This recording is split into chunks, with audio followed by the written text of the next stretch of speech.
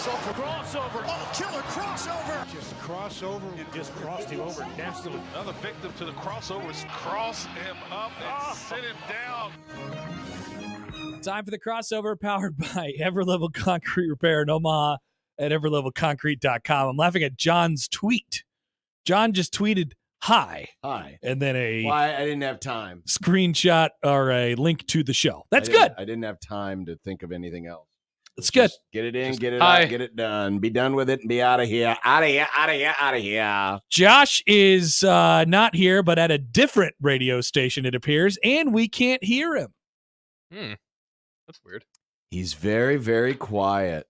Yeah, he's talking, but he keeps on talking. You know, this is the best, Josh. He thinks he's talking, but we can't. Yeah, this is actually great. We should keep it this way all day long. Here, let me mimic what Josh is saying. Josh, Look at me. I'm a dumbass. I'm wearing a cowboy hat, and I got assaulted by a Viking. Hey, Josh, you muted yourself. Oh, did he mute himself? Yeah, you're unmuted now. No, he's But it says he's muted. no, he's not coming through the computer. He's coming through the whatever you guys are connected on. The vortex, that's right. the VTEX. you guys are on the real connection. God. Hi, Josh. Nick. Can you hear me now? Yes, we can definitely hear you now. Jeez. Oh, my. You're very quiet, though. Goodness. I know what to Am I? do. How about now? Yeah, bring her up a little more. Nick, I got a little echo, too. Oh, sounds like a personal problem. No, that's a you problem. Hey, Josh. I'm glad we fixed this in Yeah, rehearsal. we were supposed to test this. We kind of did. We did. Well, I still have an echo. Makes me really excited gotta about get- our pregame show Nick, tomorrow. you got to take me out of return. Yeah. Fix his IFB. So I don't he know doesn't why he. hear himself. Why is his IFB? Why was Hello? that like that to begin with? Better. Yeah, there we because Who changed that? Off I to a don't great know, start, but boys. people change stuff sometimes. Yeah, people change. You can change. I can change. We We can can all all change. change. Thank you, Connor. Yeah. Got you. It's mostly confusion because that button should never be clicked. Well, it that was. Sometimes it does, and you just have to look. Josh, Hello. hold up your Jersey Mike sandwich today. No sandwich. Well, you're in a different town in a nice city. I figured you would have gotten a sandwich. You know, I should have searched to see if there was a Jersey Mike's that was close by. Sadly, I did not do that, though. What do you have? Sadly, well, I got a slice of za from the dude. This radio station / TV station, they have like food. They have warm food. What? Like a There was cafeteria? soup, mac and cheese, beans and rice, among other items. I like What that is it? muff. Is it a cafeteria? Yeah, it's an actual cafeteria. That's a TV station, so you know it's a little fancier here than it is in our Wait, humble abode. hold on a second. I don't think they have a cafeteria there at One Burlington Station, do they? I have no idea. Josh, can you adjust the muff? I don't want other stations advertising on our video. That's a great idea, That's though. made it worse. We should do There we muffs go. with the zone. Thank you. We should do muffs with the zone logo on it. Here, I'm going to take it Well, off. what I about think for I'm the- farther away from the microphone? Than What I should about be. for the Here we people go. where their Hello. camera is That'll work. looking at the ceiling like this? That's way better. Well, we can put a big zone tattoo on your head. There we go. Yeah, I'm going to do this. That's a good idea. Well, we had the picture from John the other day, Happer, where that was He's so just a funny. hat. Yeah, that was great. Where he looked like Shane. So funny. So good. It's really cool that they made Shane in midfield on the Browns field. Oh, no. That's Wow. Nick, That's did you an just elf. compare him to a leprechaun? It's actually a brownie, which are smaller than elves. Brownie the Elf is what he's called. Oh, is he Brownie the Elves? Yes. That is, but there's already a creature called a brownie. Why wouldn't it be a brownie? I have no idea what you're talking about, but the What's team's a name brownie? is It's a Cleveland fairy. Browns. A brownie's a type of fairy, but I've it's a never- tiny little fairy. I've never heard of this ever. Look up brownie. That is Brownie the Elf, isn't it? I mean, No, I think you're right. Yeah, it's that called- sounds his right. name? Isn't that just Yeah. the name? So his It's name's not a- Brownie, but why wouldn't it be Brownie the Brownie? They're the Browns. They should have a brownie. What is a brownie? It's like a fairy. a brownie sounds like something that could be found on the Urban Dictionary, to be quite Nice. honest. Wow. I gave her a brownie last night. Exactly. Like that type of situation? Yeah. Bayman Wade says it's like a pixie, which It's is true. It's a household spirit or hobo or hobgoblin Hobgoblin. from Scottish folklore that is said to come out at night while the owners of the house are asleep and perform various chores and farming tasks. Mm-hmm. That's a brownie. It's like Krampus, reverse Krampus. Reverse Krampus. All right, this is a great crossover. Yeah, so this is far. going well. We're off to a lovely start. This is going very Nick has already been well. extremely problematic during this crossover. Hey, so you and Josh have been teasing all week long that Nick is going to be picking some wild, insane movie All week on today's long. movie club. Not all, it's yesterday. Oh, okay, well, it feels like it's been days. Yeah, Nick is going to. This is the first I've heard of this. I don't want to spoil. No, please don't. I'm definitely not going to spoil it, but I don't want to tell you too much about it. And I don't want to tell you whether I like it or I don't like it. Okay. So Interesting. Yeah. Mm-hmm. But you did say, and you teased it in the last segment, you said Nick will think the movie is problematic. Nick will watch the movie. Nick has claimed that he has seen parts of the movie, I have which seen is parts of it. which is a classic excuse for I have never seen the movie because I use that excuse all the time. Hmm. He will watch the movie in full and say this is a problematic movie. Yes. Well, I mean, if it was made before 2001, chances are Nick thinks It's probably Is made it right problematic around that movie? time. Yeah. 2001 problematic movie. Yeah. Well, I was just don't throwing out guess a it. random year. Don't guess guess. it. Don't Well, now guess. I have a guess from 2000. I have a specific 2001 guess. You're right. You know what, Josh? It's Shrek. You're right. That's not what I was We're going to gonna watch Shrek. Is Shrek problematic, Nick? There's part. No. It's Shrek. No. Happer, I'm going to type it in the private chat on StreamYard, and you tell me if I'm right. This movie. Let's look. Well, then, John. No, it's not that. John Okay, can see because the that's private. 2001. That It's came not out that. around September 11th. No, now he's gonna narrow things down. Josh, stop guessing. That was the only guess I had, Nick. That was the only 2001 movie that I could think of. It's not that movie, and so just move on. Just Okay. wait till the I movie think club. it seems like I must be in the zone, though. I'm not going to do any more thinking. I promise. No more things. Let's get to sports. Well, Let's yeah. talk sports in the crossover. Shut up, John. Don't even make the joke. Didn't need to. The jokes sometimes write themselves. Mm. Well, we Sports? made it. We made it to the end of this I know. long week. Thank God we had Labor Day, so it was only a 4-day week. We got instead of a condensed. 5. We got That's condensed better. a little You know bit. what? We It's did. better. That helped. It's better We didn't- because I think it would have gotten sensory overload at some point if we'd have had a 5-day. We noticed at the end of our show that we probably did like 8 poll questions this week, which is Dude, yeah. That's what the it? hell? far below. We were very Usually do sportsy. 8 a day. We were very sportsy this week. I know. Wow. And it was a 4-day week. And so, yeah, I guess that it was probably our lowest week of both of us being together for maybe ever, possibly ever. We were very sportsy. I don't know if people liked it. I don't know if they didn't like Are it, but poll that's the way we questions went. canceled ever since I called for poll questions like 20 times when I filled in for you? Well, I'll tell you what, poll questions might be canceled. Like there might be this correlation. If Nebraska gets good at football, the poll questions go down. Wow. That's wild. Why should it be that way? I don't know, because you find yourself talking more about the football team rather than all the stupid stuff. But the stupid stuff is a cornerstone. We still talk about stupid stuff. No, we still talked about stupid stuff. Don't worry. And I said stupid things. Well, but maybe your poll questions, they don't end, but they take they'll be more Husker centric. Oh, you No, want him to do that's not sportsy possible. poll questions? No, I'm not doing that. That's like when people do the sports dumb debates questions. Joe and Phoenix and Old Man Doug. They Yeah. just want to ask us Husker what questions. would be your in the form dream of- foursome? Yeah, exactly. Who's the better quarterback, Well, but Turner or those can Tommy? those can be fun. They can Yeah, be but that's all they good. do, though. It's No. not. And it's never, like it's a hot dog, a sandwich, which is also horrible. Yeah, that's a stupid question, Yeah, too. it's a taco.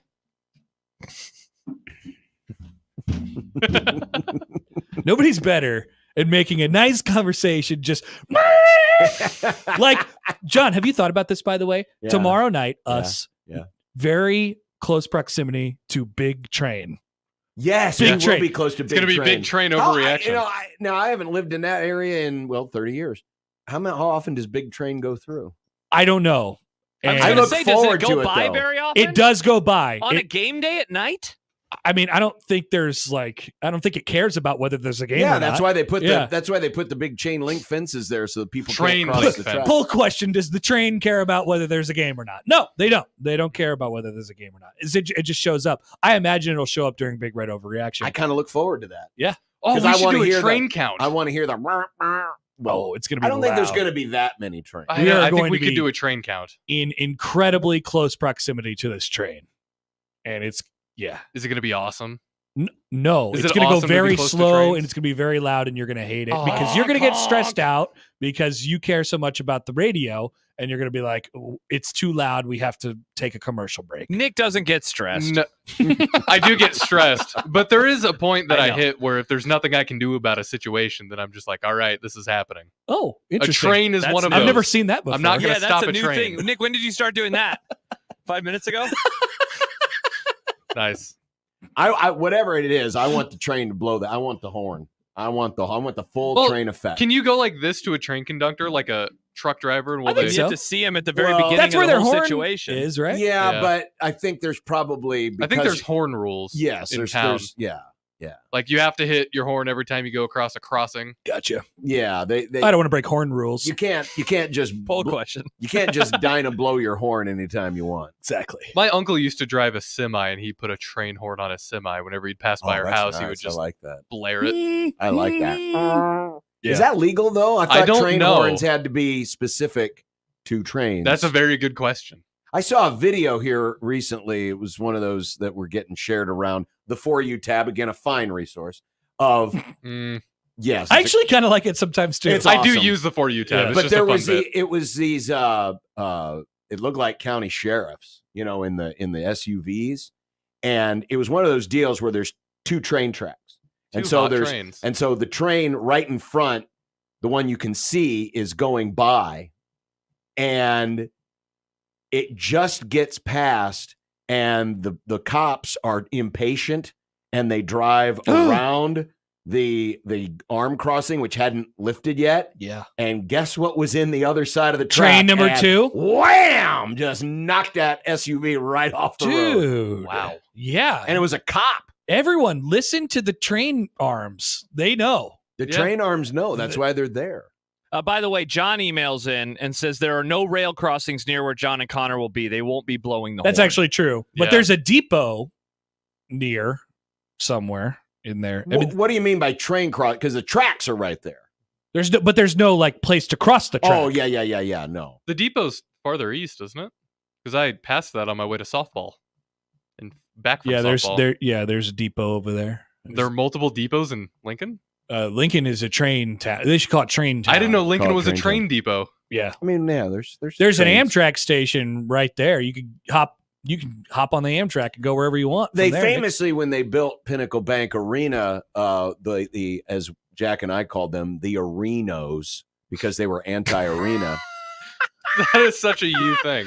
That was Believers and Believers. Yeah, the Arenos. What were the people who were pro arena?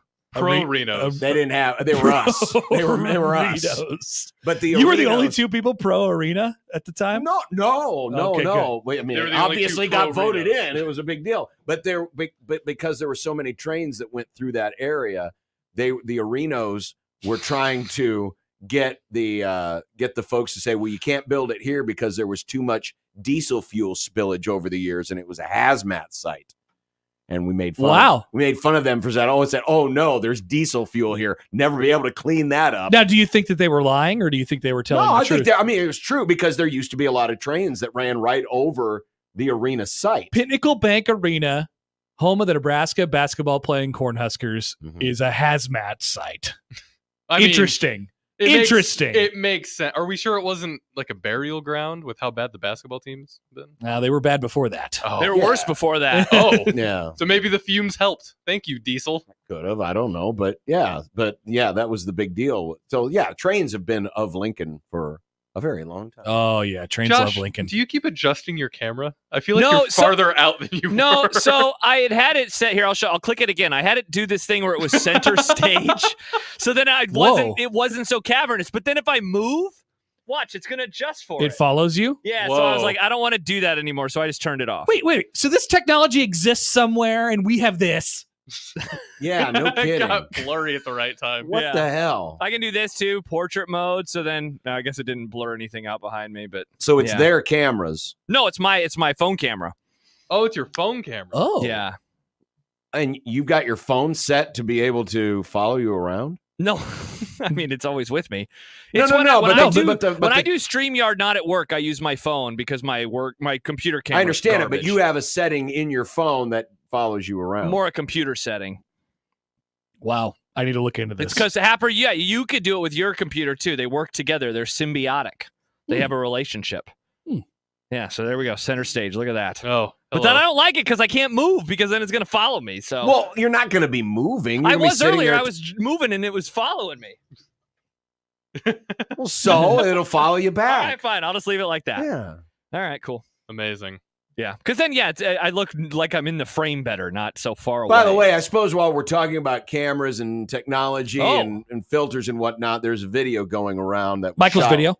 No, that was shot here in this building a couple of days ago Nah. by one of our colleagues here that works for one of the FM Yeah, stations. Very where, funny. Uh-huh. Where they Were we in this video, John? I don't Yes, believe we were yes. included. I- There's a new one. Is the other has a second one come out? No, Well- it's all one. It's all one. I thought we weren't video. in the first one.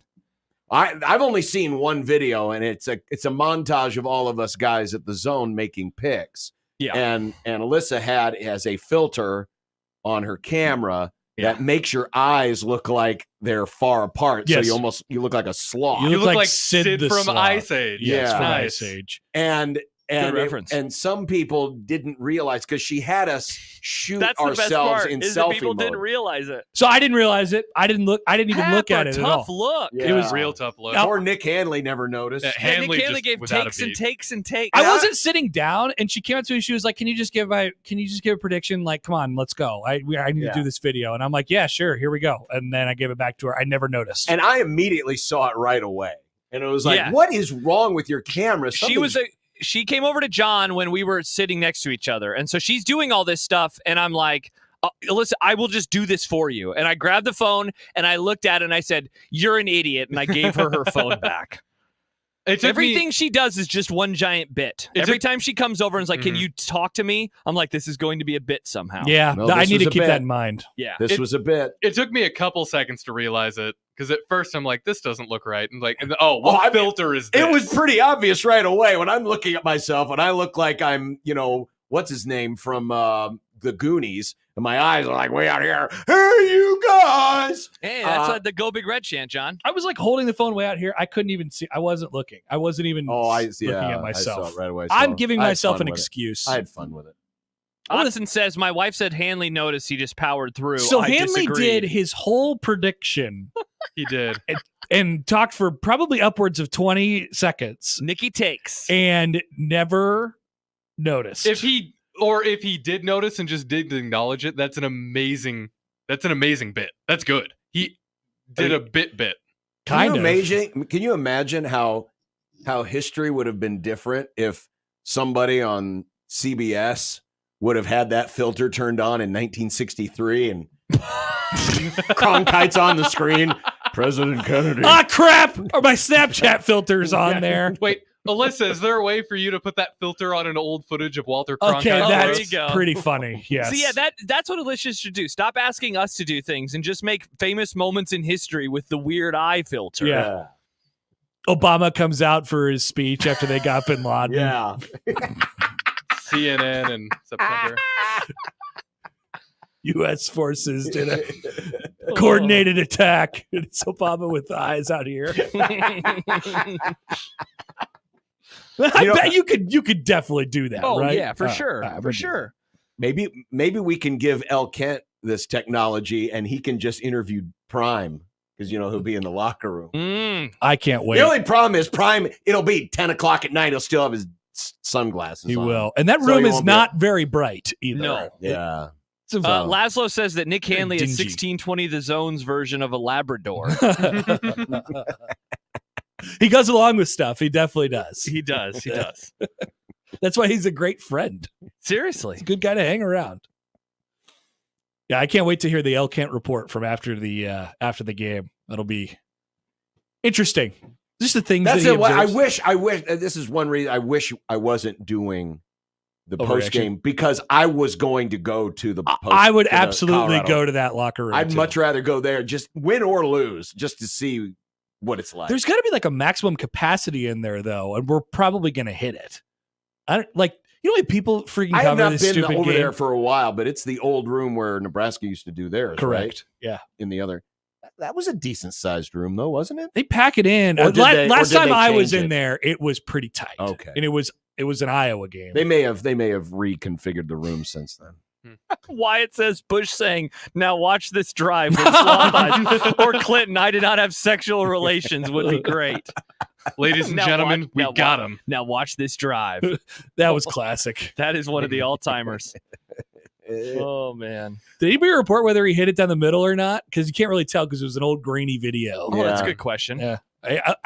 He usually came, he usually was pretty clutch in those moments. He was a hell of an athlete, so I figure he probably did. Exactly. I mean, say Baseball what you want player, about good hand-eye. G.W. Bush, but man, he could hit a curve. He hit the he hit the athletic moments. He was a runner like you, Josh. Oh, yeah, that's right. He was. Yeah.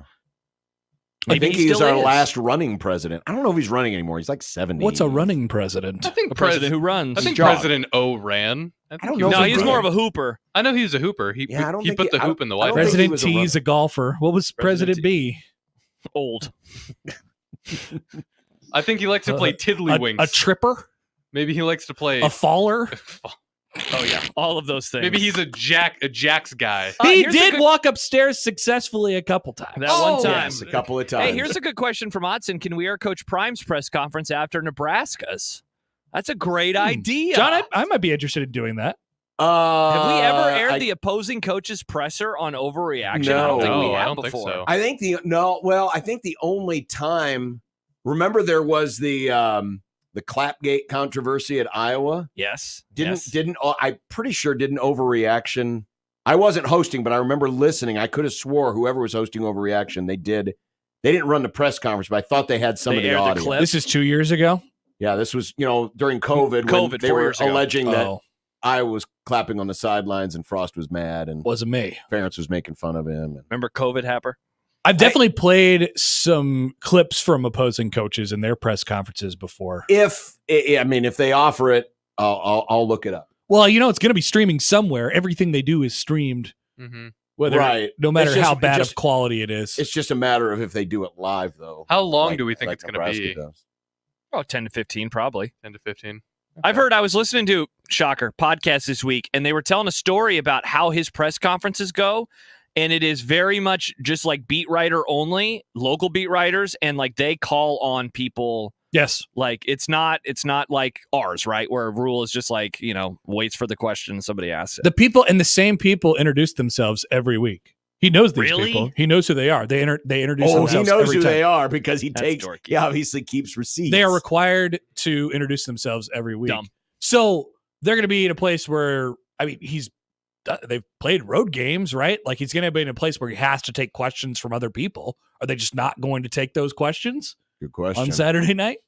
I don't think Elkent's going to have a question. He usually doesn't ask the questions, but Yeah, well, any like Husker beat writers get to ask a question. somebody's Probably going in not, there. right? I don't know. I don't know.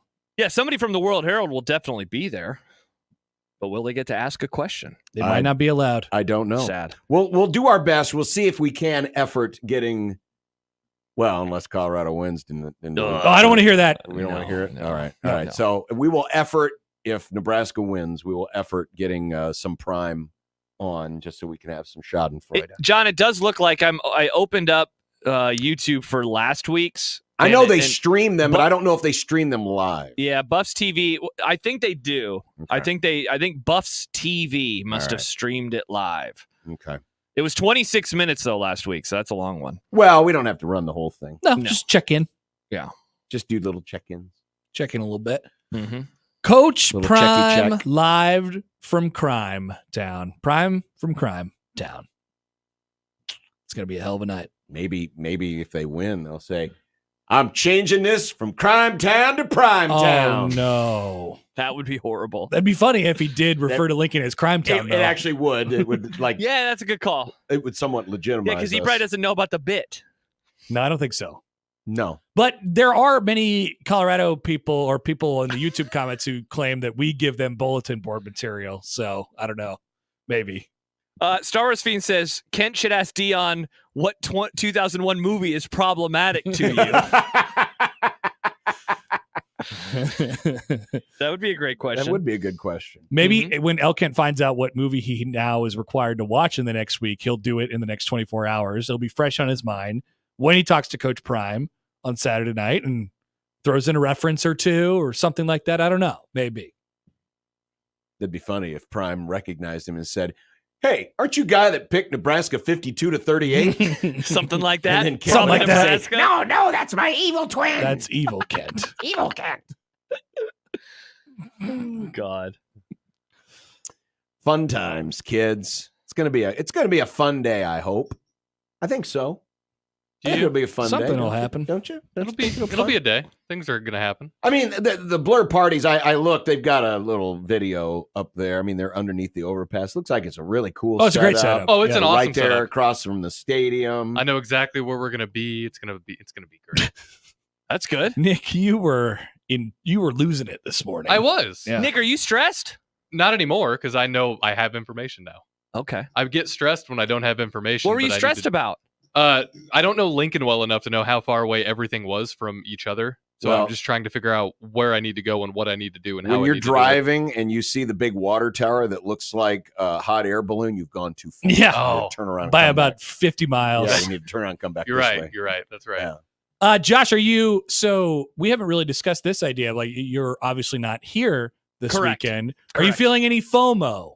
Oh, yeah. Of course I am. I felt FOMO the moment that I said, yes, I will go to Minneapolis. And now you're just a visitor in a random room. Stranger in a strange land. I drove by the football stadium today, though. That was exciting. I was like, hey, I'll be there tomorrow. That'll be fun. Yeah. That's a nice Yeah. stadium. I like that place. It's a great stadium. It's an awesome stadium. And normally when I'm here, it's November. So it'll be nice to be here in September when the weather is good. Well, you'll have to check on the Dilly bars. They still do the Dilly bars. They in the did press last box? time I was there. Press Good box call, dilly Sean. bars? Yeah, they I forgot Dilly- about that. because there was a famous video. Who was it? It Dilly was, Bar Dan. it was a assistant. Is it related to Steely? one of the Minnesota staff members. Yeah. Was on the sidelines mowing on a Dilly And it bar. was snowing. It And was it was snowing in outside, a yeah. blizzard. It was Yeah. a snowstorm, and he was eating a dilly bar very calmly and nonchalantly. Which I applauded, by the way, as one who does not believe you can only eat ice cream when it's hot and eat chili. No, I when thought it it's was a great cold. move. You can eat them both whenever. I think John, do you remember we had the head coach on, and I thought that he was the one That who he had was the eaten- one. So I was like, yes. "Hey, coach, tell me about eating that dilly bar." And he was like, "That wasn't me." And I Yeah, was like, Tracy. "Damn it!" Tracy Clay. You thought Tracy Clays was the dilly bar guy? Yeah, tough look for young Josh. That I was was in my a tough 20s. I was a moron. I've heard that it's good to eat ice cream in the winter because it helps with calories and it actually helps keep you warm. Oh, All right. I think it's good because ice cream is delicious. I love ice I cream. love ice cream. Yeah, I love ice I cream had at some all a couple times of nights the ago. year. It was lovely. I do eat ice cream in the winter. I don't eat ice cream very often. I'll eat it whenever I get the urge, whether that's probably have it winter once or a week. summer. Though I would prefer the Buster Bar over the Dilly Bar. Love the Buster Bar. What's on Which the is Buster the bar? Buster The bar? Buster Bar is the peanut butter parfait, but it's frozen. hmm So the Dilly Bar is shaped like a circle. The Dilly Like a Bar dilly. almost looks like The Buster like bar. if you filled up a cup, like a 6-ounce cup of water. It's kind of shaped like a cone. Yeah. But it's got the peanuts, the caramel, or peanuts and the hot fudge, hmm and then it's covered in the chocolate. I'm not into hot fudge. the Buster bar. What? kicks ass. I love No. the Buster How bar. do you not like hot fudge? I'm not into hot fudge. I don't like hot on my cold. Well, okay. First of all, it's a frozen bar, so And I don't really like chocolate it's that much. cold hot fudge. It's not really- on my You don't like hot on your cold. Not really. No. I don't, not really. I want you to now, before you guys start yelling at me about this is not an all-encompassing rule. This is not a hard and So fast it's not rule like for me. mustard on a hot dog. No, it is not at all like that. Okay. I'm saying once again, this is not a rule that I just carry across to other items. I'm just saying, I in this situation, I don't like. You don't like I hot on your love- ice cream. Oh, hot Yeah. fudge is great on ice cream. Mm-mm. I like the stuff Nope. that hardens into a shell after you pour it on there. That's cool. Are you against that too? I don't know what he's talking about. What are you talking about? You've never had Magic Shell? Magic Where it shell? freezes? You've never had this happen? Or It's What's the the Magic chocolate Shell? shell. It's the chocolate syrup, like the Hershey's. You put it on your ice cream, Yeah. and it hardens like the outside of an ice cream bar. Yeah. I wouldn't have any reason to buy that. Why? I don't like chocolate that much. Well, you can get in other flavors. I think they have Yeah, a peanut butter. caramel. They have a Reese's one, Happer. It tastes like Yum. peanut butter. Yeah, they have that. They Why have a can't we just like butterscotch. ice cream for liking ice cream? Why can't Why- ice cream just be ice cream? Ice cream is the thing you're supposed to modify. People, it's the most Happer hates modifiable food. modification so much. I But love ice ice cream is cream. made to be modified. I love Do you- ice cream. Do you stand there at the Wellsboo Bunny Factory and said, "Stop putting the cookie dough in the cookie dough ice cream"? I like ice cream, and yes, I'm a definite like plain, like people go and get the Yes, you order cheese pizza like a child. We know. I Happer. don't! Pizza's disgusting. But if I go to any of our nice local ice cream places, I like to keep it. 10 Wallies. It's not going to be vanilla, like straight vanilla, but it won't be like double chunk chocolate. So you just get mint. chocolate or strawberry, or that's it. You keep it to the classics. No, it's not that either. It usually has to has a vanilla base, and then not anything too complicated after that. Like I love the cone flour. What's complicated? I love the cone flour butter brickle. That's a great ice cream. Incredible Okay, ice cream. Okay. That's what I get from there But every what's time I go there. what's complicated? I mean, I like nothing- cookies and cream. That's good ice cream. What's an ice cream that is too complicated? Too complicated. Yeah, like, do you think like Bunny Tracks is too complicated? I don't need it to be.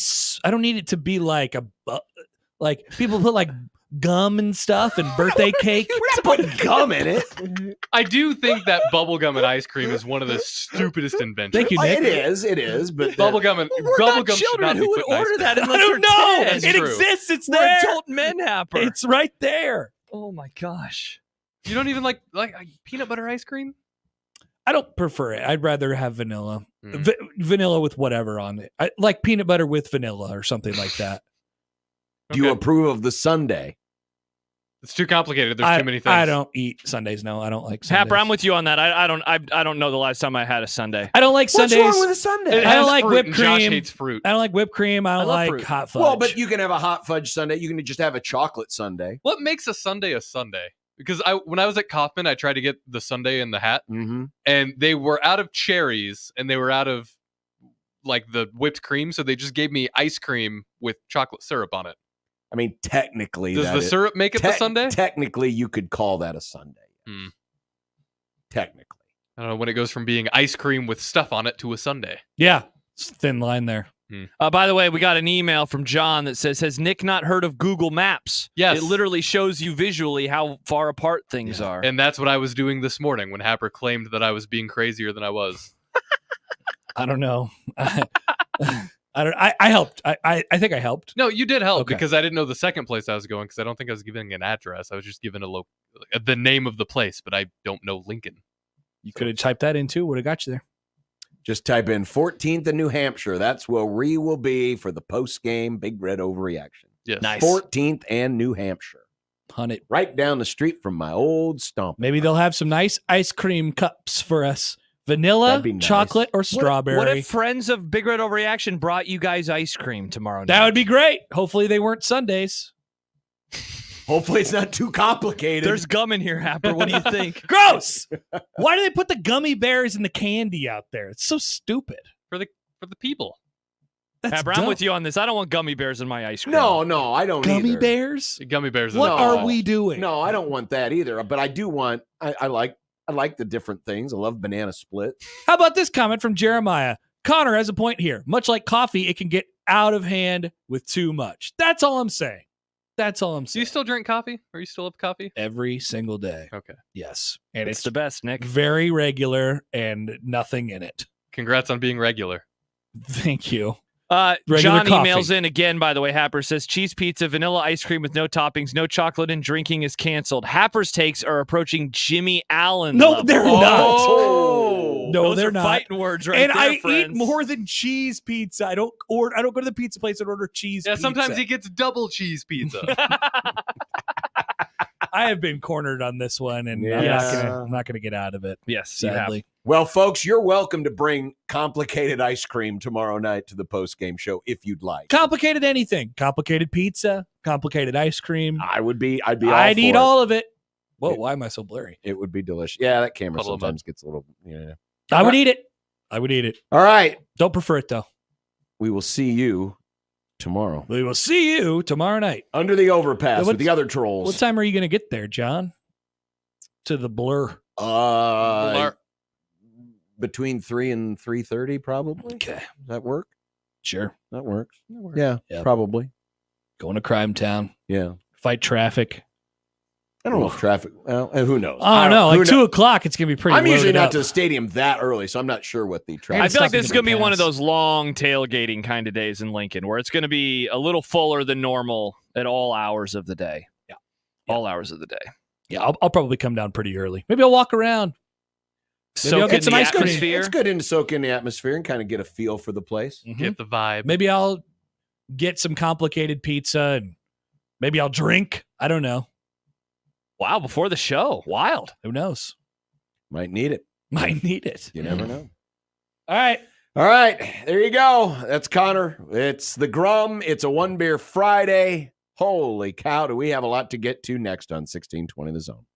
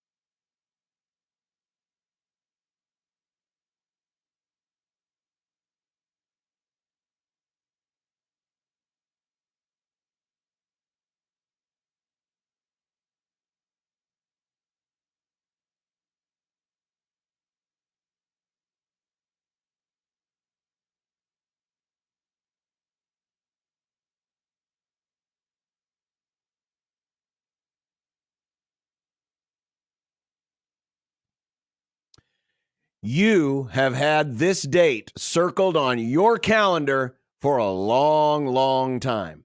And whether or not the team has had this day scheduled on its calendar for a long time is immaterial, because for you, this means everything. Shador calls it a Super Bowl. Well, guess what? We're on the eve of the Super Bowl. And if we're on the eve of the Super Bowl, it must be Friday. And you know what Friday is. It's a great night for football. University of Nebraska football is on the air. Here we go. The winner in the driver's seat for the Big 8 championship. You can feel it in the air, like lightning on the edge of the night. Gives it off to Dell, right up the middle, touchdown, Nebraska. You can feel it everywhere, but the party time all over tonight. Touchdown! Touchdown, Colorado! Friday night, the great night of football. Coming around is Rozier. Rozier's going to score. Touchdown! Friday night, the great night of football. He's all the way home for a touchdown. And let's get it down through. It's gonna be a hell of a fight. We got a great night of football tonight. Travis Hunter reaches up, makes a spectacular grab. Oh, everybody needs full body contact once in a while. He's an alien. He's a freak. He's a mutant. He's the best player in college football. Chance to run wild. Friday night, a great night for football. Touchdown, Nebraska. Jamal Payne. And the Stallions ready to do it. Friday night, a great night for football. Touchdown, Calvin Jones. Sit back and relax and let's get it down to it. It's gonna be a hell of a fight. We got a great night of football tonight. At the guard around, it's Will Shields down to the 5-yard line. In this prime time zone, It's the Bumblerookie. every pound will is a bum. You should have seen the face by Turner Gill. The seats, the 50-yard The line. king is back. Long live the king. Guaranteed to have a good time. The snap to Behringer. Drops back to throw off the play fake. He's got Alford there. Inside the 5. Touchdown. Touchdown. Touchdown to Eric Alford. Gives it on a counter play. Jones runs behind the blocker. 45, 40, 35, 30, 25, 15. He's gone. Touchdown. Touchdown. Touchdown.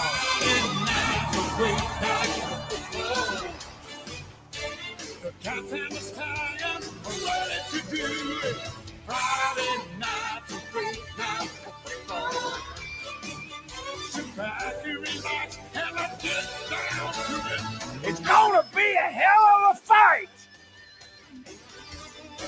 We got a great night of football tonight. Eagles, Packers, get it started. But we all know why we're here. We're here for Nebraska and Colorado. It's the last time we're going to see these Buffaloes for a very, very, very long time. So we might as well make them remember who they're dealing with.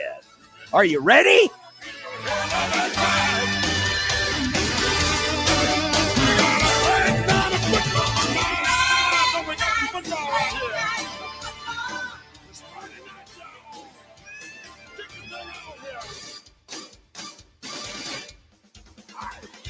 And with that, we welcome you to the program on this September the 6th. That get the juices flowing or what? Yes.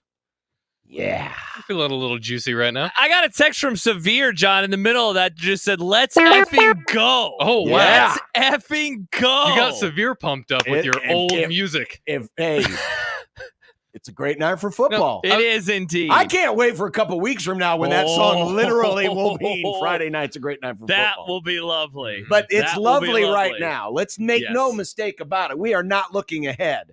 No. It's a great weekend. These are the days you live for. These are the days you get excited about. It gets the tingling in the loins.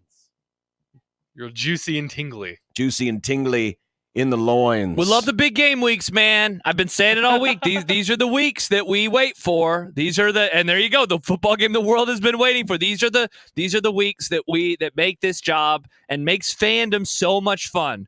where you're stressed on Monday, where you're thinking about it on Tuesday, where you can't fall asleep on Wednesday, and you're like, how am I going to feel on Friday? What's it going to be like when I wake up on Saturday? Well, it's time to find out because it's Friday and tomorrow is Saturday. Yep, the football game the world has been waiting for. Plenty to come on that today. Last night it was the Chiefs by a toe.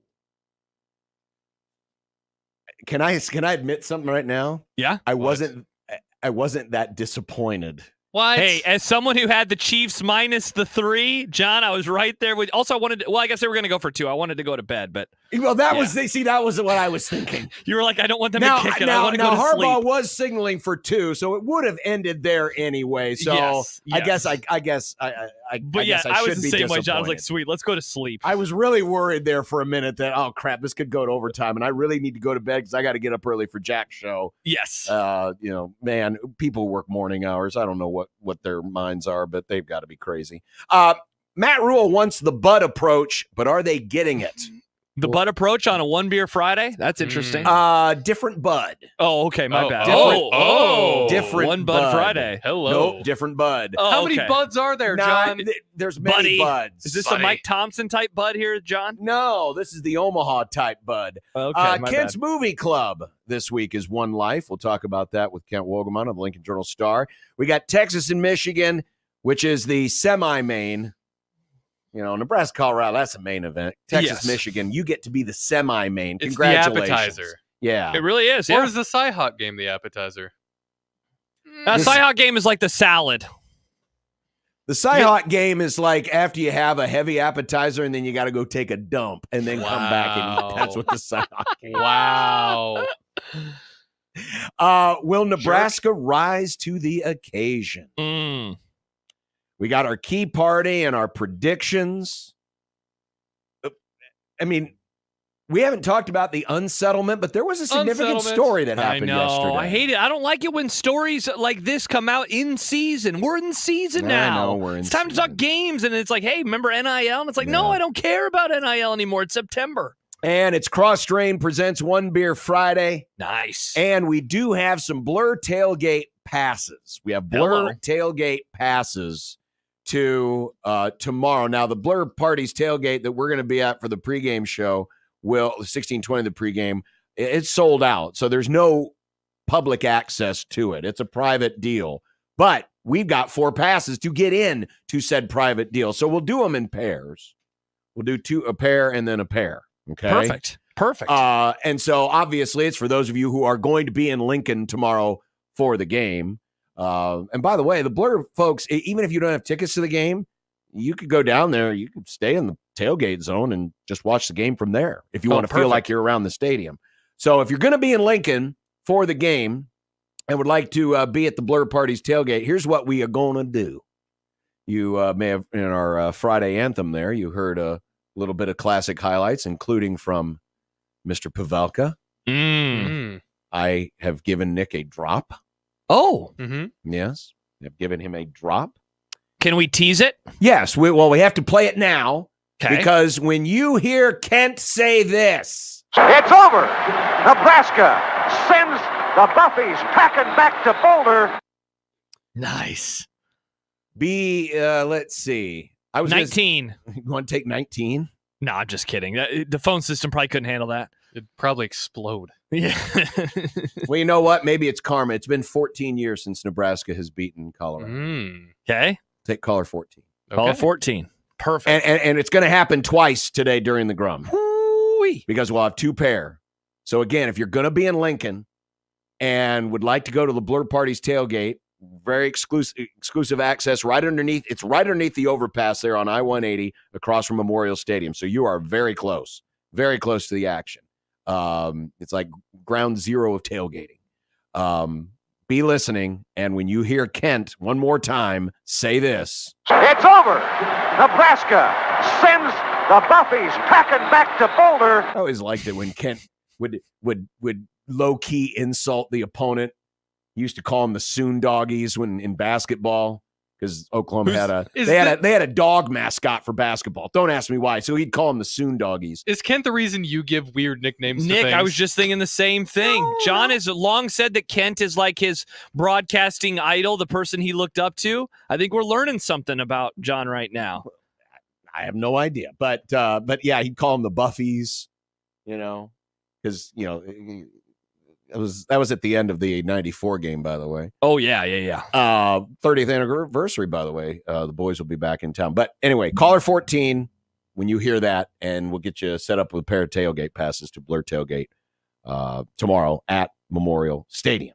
John, Dave with a great question that we could have done. Dave. He says, in honor of this big game, you should use the Kent storm that puppy drop from the Purdue game last winter. Yeah, why didn't we use that as the drop? Storm that field, just storm that puppy. Why would we do that when we literally have something that directly references tomorrow's opponent, the No, Buffies? because we would then directly reference tomorrow's game and what the fans will do after said football game. This is a big game, but it's not big enough to storm the field. Interesting. So saith the gatekeeper. By the way, we put up a video earlier today. If you'd like to watch, John and I have a spirited conversation about storming the field. It's titled "Storm the Field." So yeah. You go subscribe to our YouTube page, our 1620 The Zone TV YouTube page. We'd love to have you as a subscriber. So 402-951-1620 if you want to hit us up on the 42 Degrees of Source hotline by your mom's house. You can also text that line. You can tweet at us at USC 1620. Did you see the same comment that I saw? No. Yes. That's good. At USC 1620 is the JTech Construction Zone Twitter page. And you can email the Grum, John at 1620thezone.com, or Josh at 1620thezone.com, or Nick at 1620thezone.com. It's the Equitable Bank inbox at Equitable. We take banking personally and answer the phone on the first ring. Lovely. Yeah. Absolutely lovely. Carlos has been on one this week. Has he? Yeah, I've noticed him in the YouTube comments, and so... Hello, Carlos. Not at the table, Carlos. Look how the redneck hillbilly reporters are laughing and being overhyped about the Nebraska Cornheads and the Colorado Buffaloes game tomorrow night. They are acting like little kids' Christmas. Wait, there's criticism because we're excited for a big football game? Is that the criticism here? This sounds like those dorky Wisconsin media people that never want to come on the show because we're excited about football. Yeah. What are you talking about, Carlos? Yeah, Carlos. Hey, thanks. Whether you like us or don't, thanks for being out there. Yeah, thanks for listening, Carlos. Thanks, That's a Carlos. tough look for you if you think we're such huge losers. Yeah. What's that say about you? We're your huge losers now, Carlos. Nice. Welcome. Nice. You're a friend of the Grum now, Carlos. Whether You're you one like of it or us. not. One of us. One of us. This works. A lot of friends of the Grum hate us anyway. That's true. I did want to address something quick before we get to break. That last night's Ravens game. Yes. Was dumb. Well, should have ended differently. It was a fun game. It was a great game. Great game to watch. 25 years ago, they would have counted that as a touchdown, I think. No, why? Do you think the replay would have been that good 25 years ago? Oh, well, they actually didn't have replay 25 years ago. Okay, So exactly. I guess So there you go. All right. From that perspective, yes, Nick. Tough look for me. Good call. It's hard to say, but you're right. I mean, the camera angles are a lot better. But here's the deal. They had like 4 different angles that clearly showed that Barney's not Barney. Why am I thinking Jakori Barney? Different guy. Why Isaiah Likely's toe was clearly on the line. Oh, for sure. But I didn't realize it because as soon as the game ended, click, turn it off, go to bed. So I didn't hear any of the talk afterwards.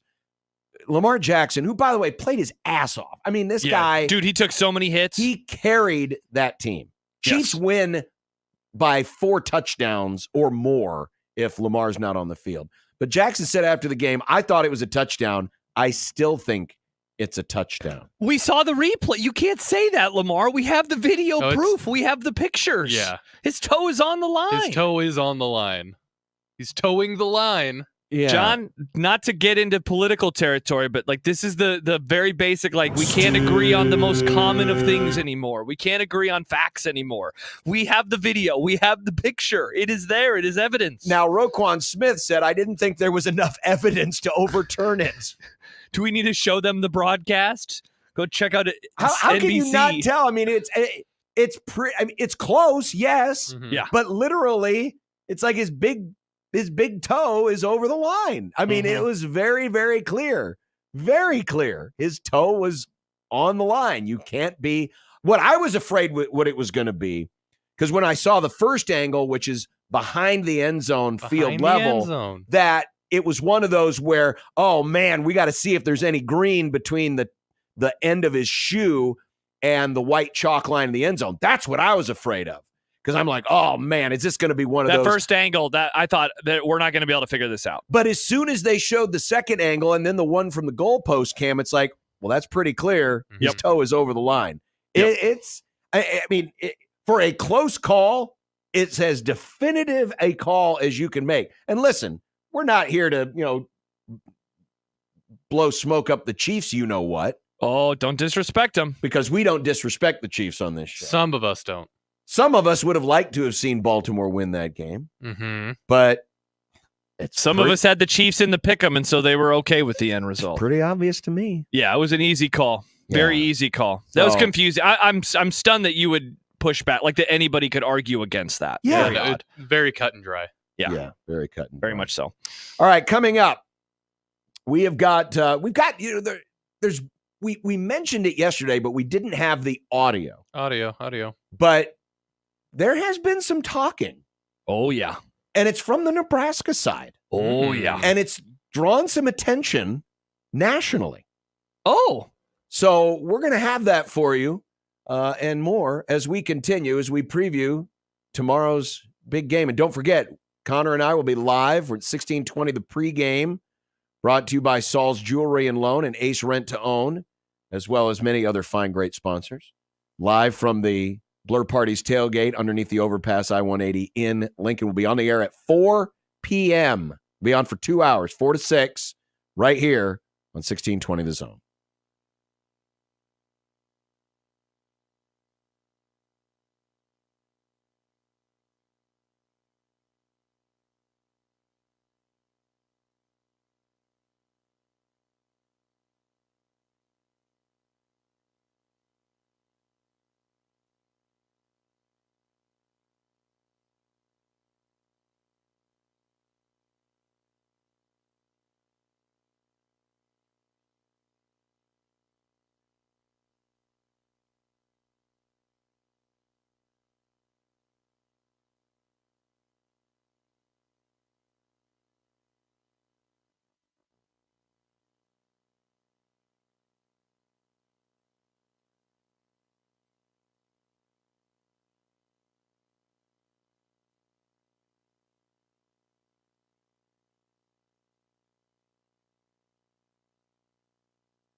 Velocity Clinical Research in Omaha conducts clinical trials for investigational treatments and research. Typical studies involve medications for high cholesterol, diabetes, infectious diseases, and acne. Some current studies include low T, RSV, fall influenza, pediatric obesity ages 12 to 17, adult obesity, and asthma. Velocity also performs vaccine studies. Studies are medically supervised and do not require insurance. Velocity recognizes your time is valuable, so they offer compensation for study-related time and travel. Find out more at velocityclinicaltrials.com.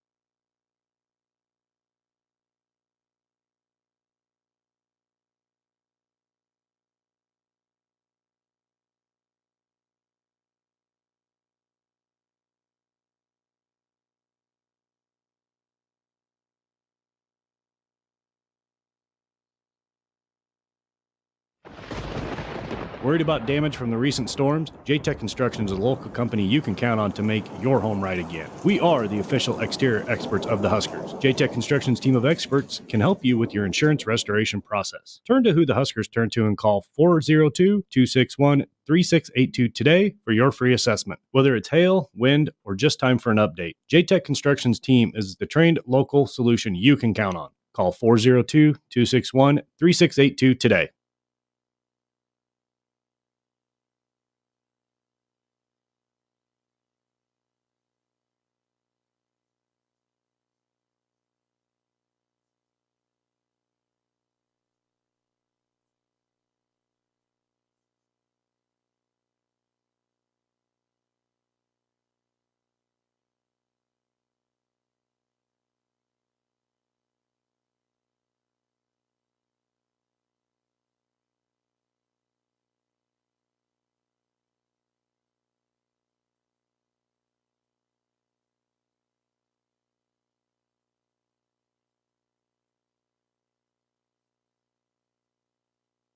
In Casey's country, people actually crave breakfast from the gas station. It's true. Because here, that means breakfast pizza with made-from-scratch dough, scrambled eggs, crispy bacon, and 3 kinds of cheese. It's not crazy. It's Casey's. And now, get 2 mega slices for just $6.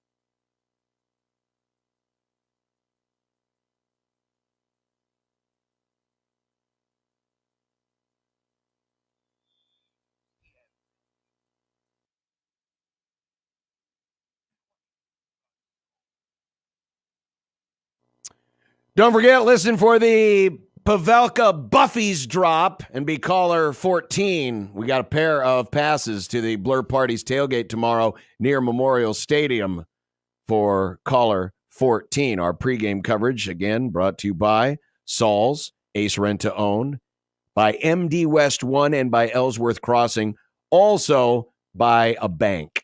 Oh, just a bank? It's called a bank, I believe. Oh, that's cool. I love a bank. Speaking of a bank, Old Man Doug writes, it's you can Equitable figure it bank. out. Equitable bank. If you didn't Equitable figure it bank. out. Yeah. Where did Nick get the shirt? Some store in the mall. I don't remember. All right. Carlos, back away from the crack. Nice. How is Stibbs doing after last night? Probably bad. Noticed he was very triggered last night. Oh yeah. He was very triggered last night. He was probably level 8. Yeah, he wasn't doing very good. No. And it's only week 1, John. There's still so much football to go. How come Stibbs doesn't just mute the word Chiefs or anything related to the program? I don't know. Is the pregame show under the bridge near lot 7? I don't know my lot numbers over there, but we're under the I-180 overpass. Yes, we are under the over. Nebraska wins comfortably if they don't give the game away like last year. Be boring, run the ball at 5 to 6 yards a carry, and just win. And finally, the picture that is of the goalpost coming down has Old Man Doug in the bottom left of the picture. Oh, which one do we think is Old Man Doug? All right, so look for the guy who's going to be in his 60s because this was a 30-year-old picture. Is that him with the dark hair facing away from us? Like the head at the bottom left of the bottom screen? left head. Oh, that'd be interesting. Or what about the other head and the very back on the left? You can only see the nose and the eyes. Maybe. I don't know. I guess be more specific, Doug. We can't Old tell. Man Doug. Which Oh, one wait. Could it be? Is he someone in the stands, John, in the front row? Like the white, what is that, sweatshirt or shirt? So you got, I think that guy people in. You got dark hair guy with a hand over his head. Yeah. The dude right behind that. See the brown hair guy? That might be Doug. I bet that's so? Doug hanging on the bottom of the post. Doug, Conducting circle it and send it to us. vandalism. Wow. Vandalism. Never would have expected that from Doug. Yeah, especially from someone who runs a bank. But anyway. All right, so there you go. Banking's not the only thing he took personally.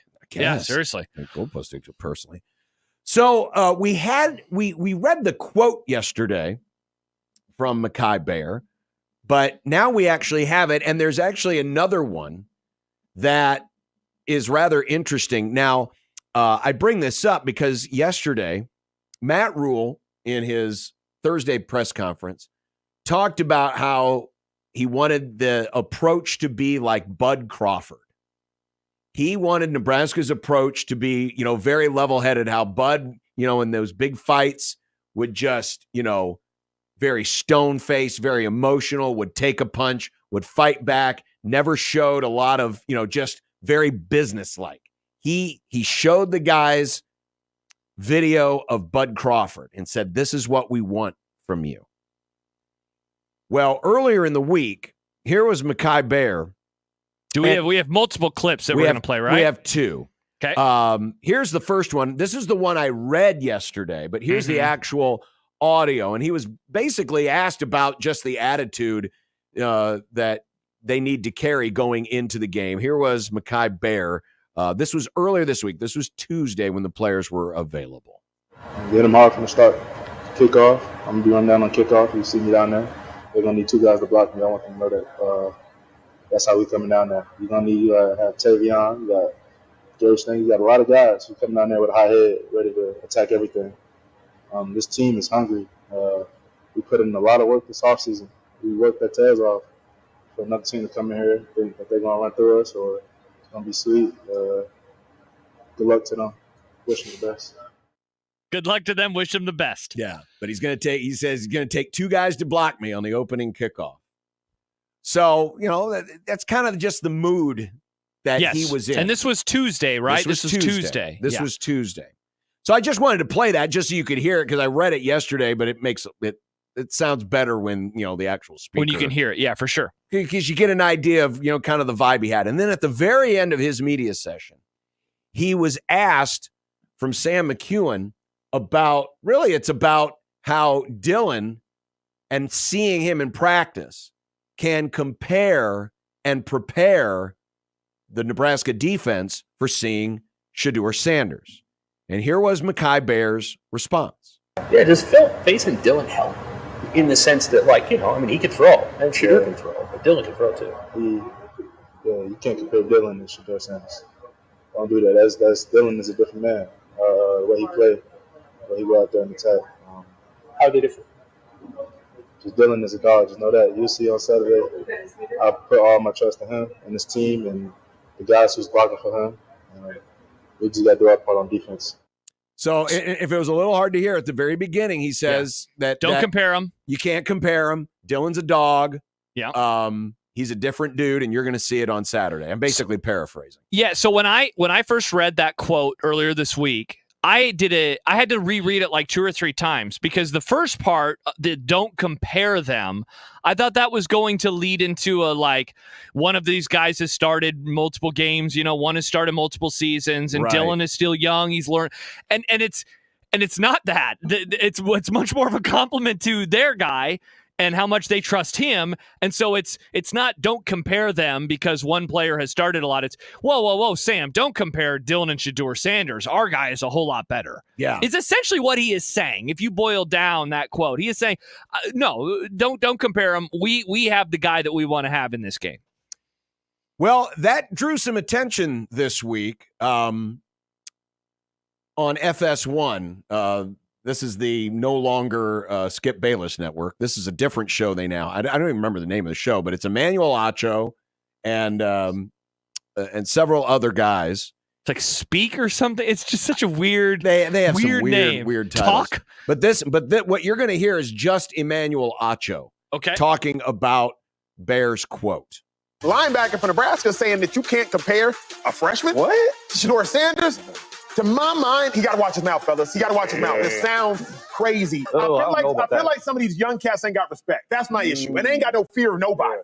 That's really the issue I have with it is if you have respect, if you don't even got to fear, you're a fear man, at least respect him. Yeah. At least respect Shedeur. At least respect your opponent.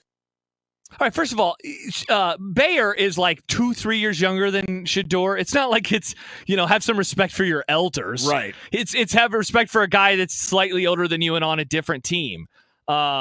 Heat says, of course, he's going to say that about his QB, though. I'm not bothered by this at all. I think it's certainly brash and it's very different from anything we have seen around here in quite some time. On the other hand, John, like we have spent weeks and weeks and months, really, hell, years, talking about how Dylan Rayola is like different than anyone that has played quarterback at this program or has played quarterback for this program in a long time. And I think that quote maybe crystallized it for me that everyone understands that inside of the walls, it's like, again, whoa. Don't compare Dylan and Shedeur. Look at the guy that we have. We put all of our trust in Dylan Rayola. I understand wanting to take that as a slight if you're a Colorado person or if you're Emmanuel Acho. But I heard it taking it more actually as a compliment towards Dylan than I did as a swipe at Shedeur. Well, we all know how athletes are going to react to this. Sure. And we all know it doesn't matter what anybody says. If necessary, Colorado's going to make stuff up or make a mountain out of a molehill for motivation.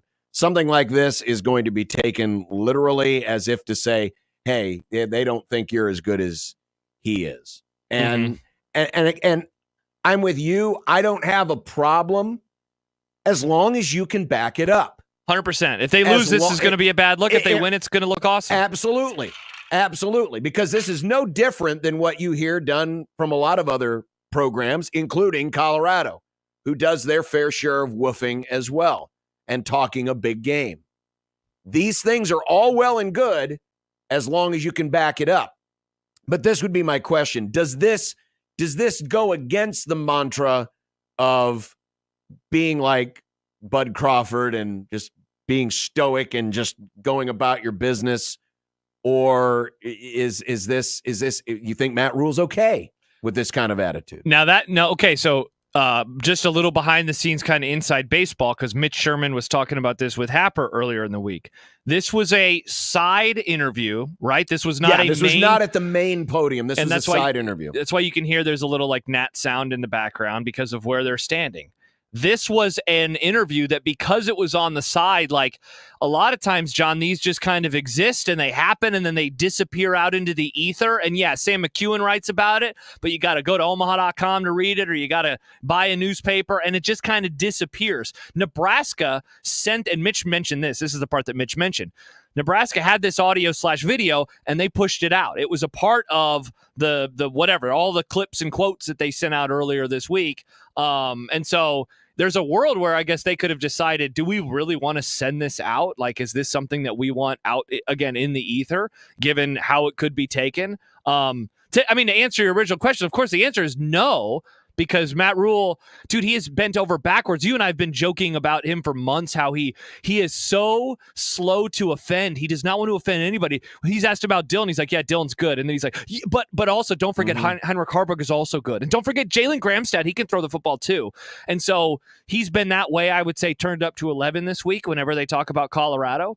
I thought the stuff on Monday, especially like listening to that press conference on Monday, and it was like, wow, he really just does not want to say anything that can be misconstrued. And so in a way, not to leave your question in the dust, John, but like, there's a part of me that really appreciates the Bayer thing for multiple reasons. The first one is the obvious trust that he has in his quarterback. I think that's cool. The other is Colorado's going to make stuff up anyway. So at least they got something real here, like if they're going to say that Nebraska was saying this regardless, at least now it's true. So there's a part of me that likes it from that perspective as well.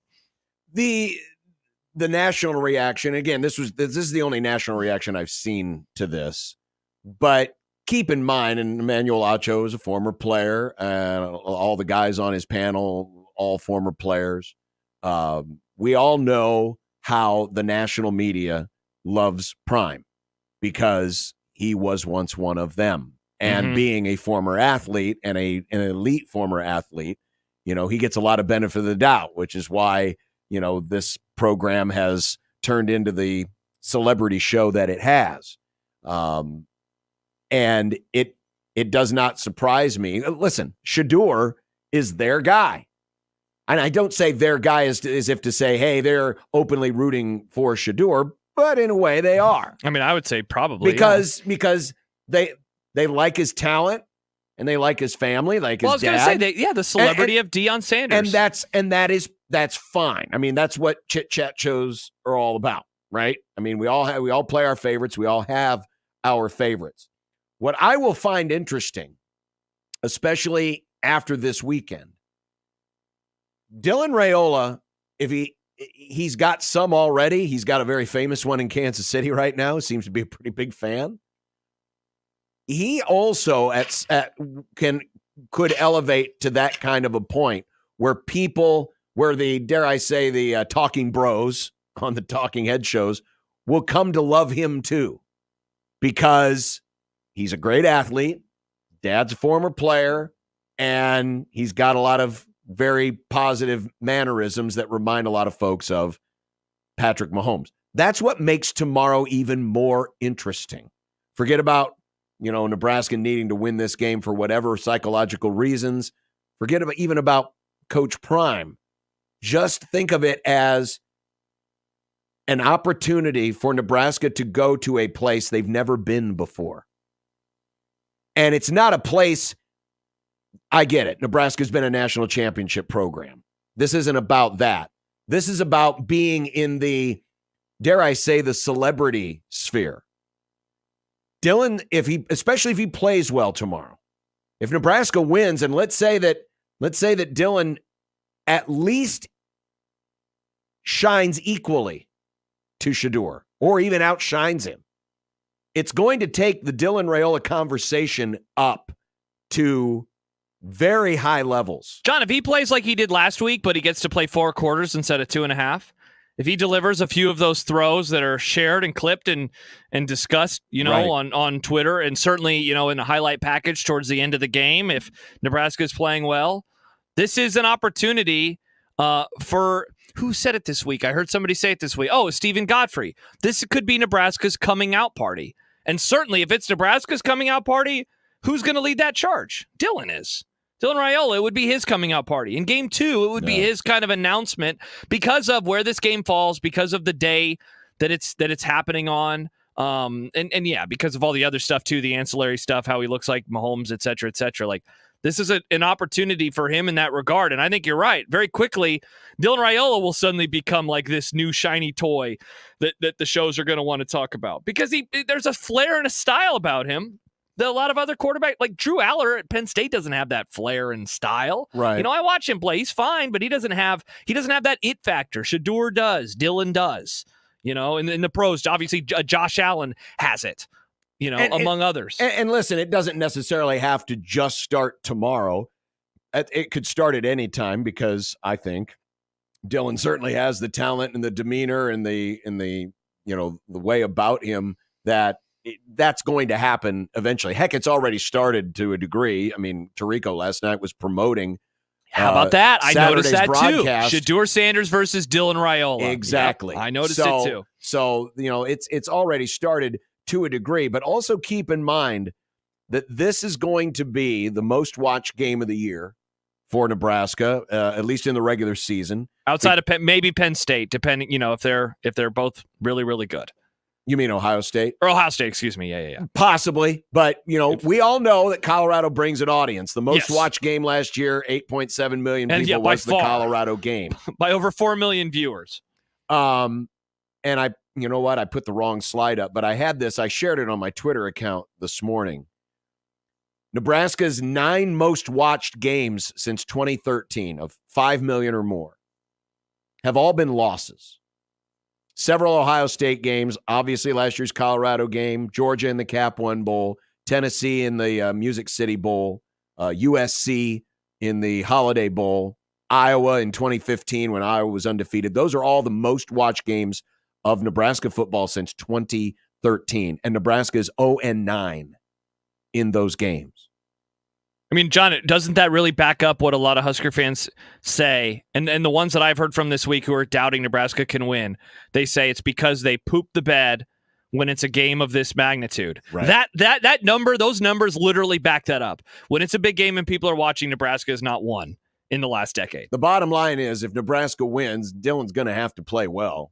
Yes. And there's a chance it will make a fairly sizable impression on a fairly sizable audience. It'll be the second most watched game of the day. I don't think anything's going to beat Texas and Michigan, but it's in prime time, and it will have numbers, mainly because of prime, but it could be Nebraska's gateway to showing folks, oh, hey, look at what we have. Hey, John, I mean, there was a quarterback who played in a game last night, and his team is 3 hours away from Lincoln, Nebraska. Like, would it shock you if he was there and suddenly on the sidelines and suddenly people are like, whoa, Mahomes is in Lincoln? Yeah. You know, like that we've seen it with celebrity, with Taylor Swift, and how that has drawn in viewers. I know it sounds silly. Like, why would I watch a football game to see someone on the sidelines? I don't know, because I watch the games because I want to watch the games. But other people do tune in. And you want to talk about another way where suddenly his fame is exploding very quickly overnight.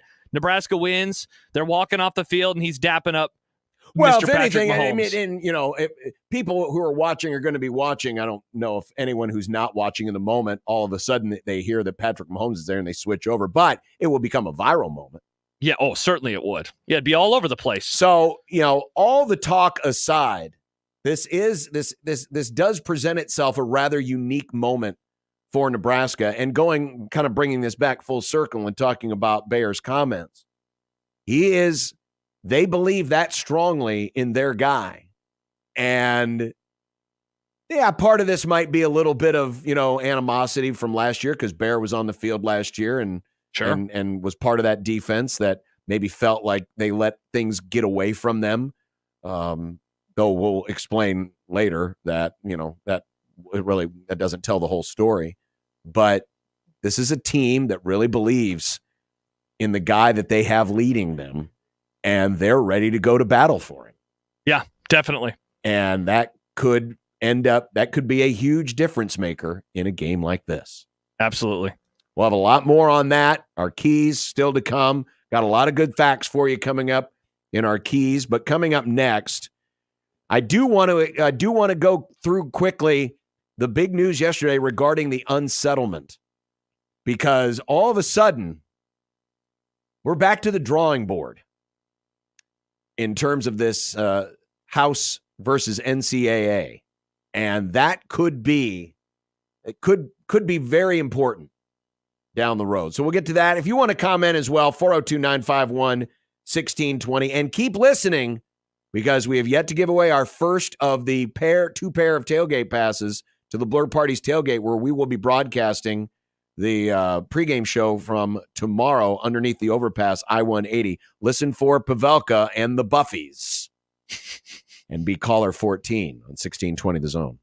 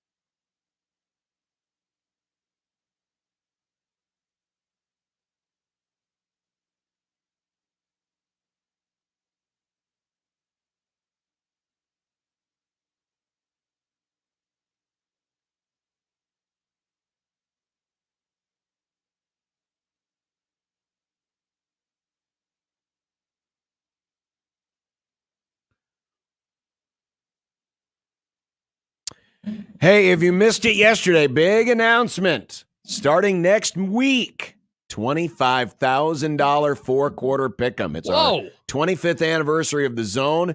We've got $25,000 to give away over 10 weeks. So it's $2,500 winners every week, guaranteed. You know, in the past, four-quarter pick'em wasn't a guaranteed win every week. But this year, it's guaranteed, and it's going to be a little different. And you're going to want to join our 1620 The Email Club because you're going to get exclusive early access to the picks. This year, we're going to be doing 10 games, college and pro, not against the spread, just straight up.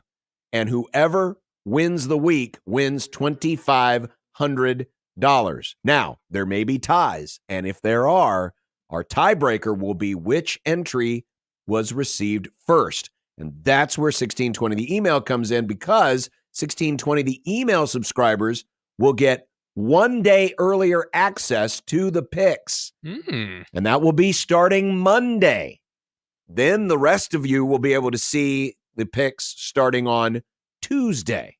So join our 1620 The Zone email club today, 1620thezone.com. Just enter your email, and you'll get our daily. It's not even daily. It's like every other 3 or 4 days. Yeah, it's email. not. We don't spam you. We don't spam you. We give you some great content. Yeah, we give you actual content. you Yeah, know? but content including early access to four-quarter pick'em. $25,000 four-quarter pick'em starts next week here on 1620 The Zone.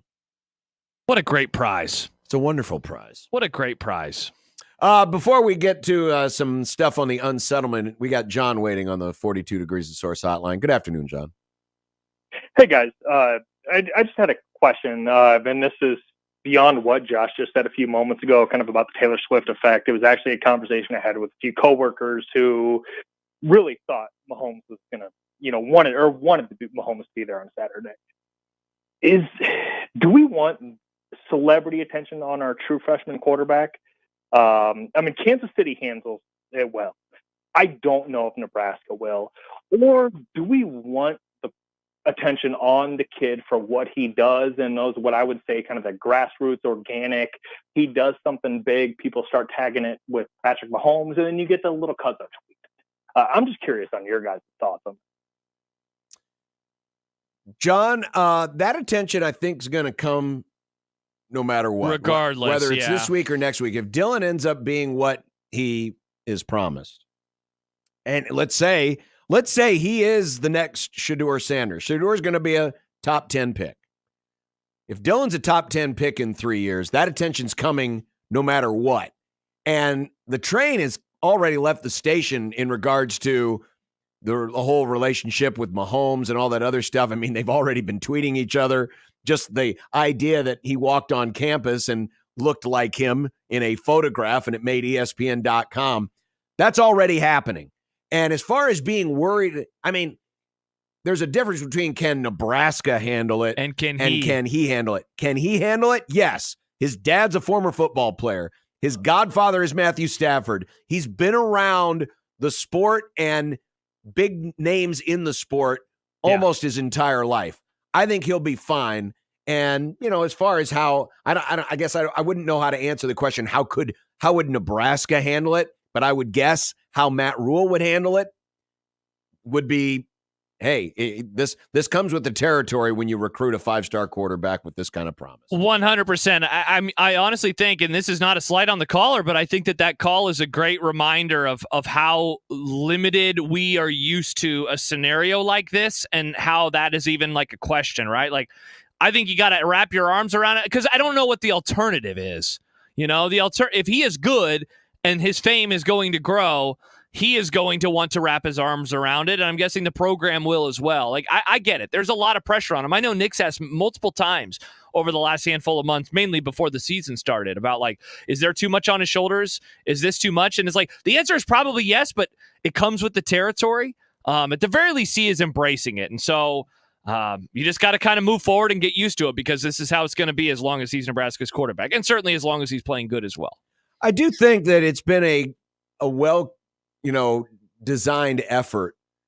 I watched the latest edition of Chasing 3, which goes over the UTEP game last week. And yeah, Dylan plays more of a central role in it because he was in the game and he played. But I think, this is my guess. It's never been outwardly said, at least not to my knowledge. My guess is Rule and everybody around the program knew that, hey, this dude is going to he's going to draw a lot of attention. Mm-hmm. He's going to draw a lot of eyeballs. He's going to get a lot of things written and said about him. And so they spent a lot of the offseason focusing on a lot of other stuff around him. And the promotion of Dylan, they meaning the program, are going to allow organically and just let it be what it is. Now, when it comes time to promote things like the Heisman, for example, Nebraska will put out the PR blitz just like every other program does when they have a Heisman candidate. But for right now, I think it has been from the decision on who to play at quarterback, when to make that decision, and just how Dylan is discussed. How they're handling it, I think they have done a nice job of low-keying it without ignoring it. Acknowledging it, answering questions about it, but not going out of their way to go beyond that, because the outside world is going to do a lot of that talking for them. And if Dylan's play continues to trend in the direction it is, that talk's only going to get louder, and they don't have to do a thing. Yeah, exactly. And I think that the announcement of him being the starter is like a great representation for how masterfully they have played everything this offseason. Where it's just like, he's the guy, but we're not going to make it this huge thing. We're not going to make this giant graphic. We're not going to make a video. We're not going to do a little highlight reel. He is the guy. We'll let his play on the field do the talking. And I know that around here we've gotten so bad at like talking about these players in the offseason, and then it does not match what we build them up to be. This is the first time that it has, but I also think too, John, that they also didn't really say a whole lot about him this offseason.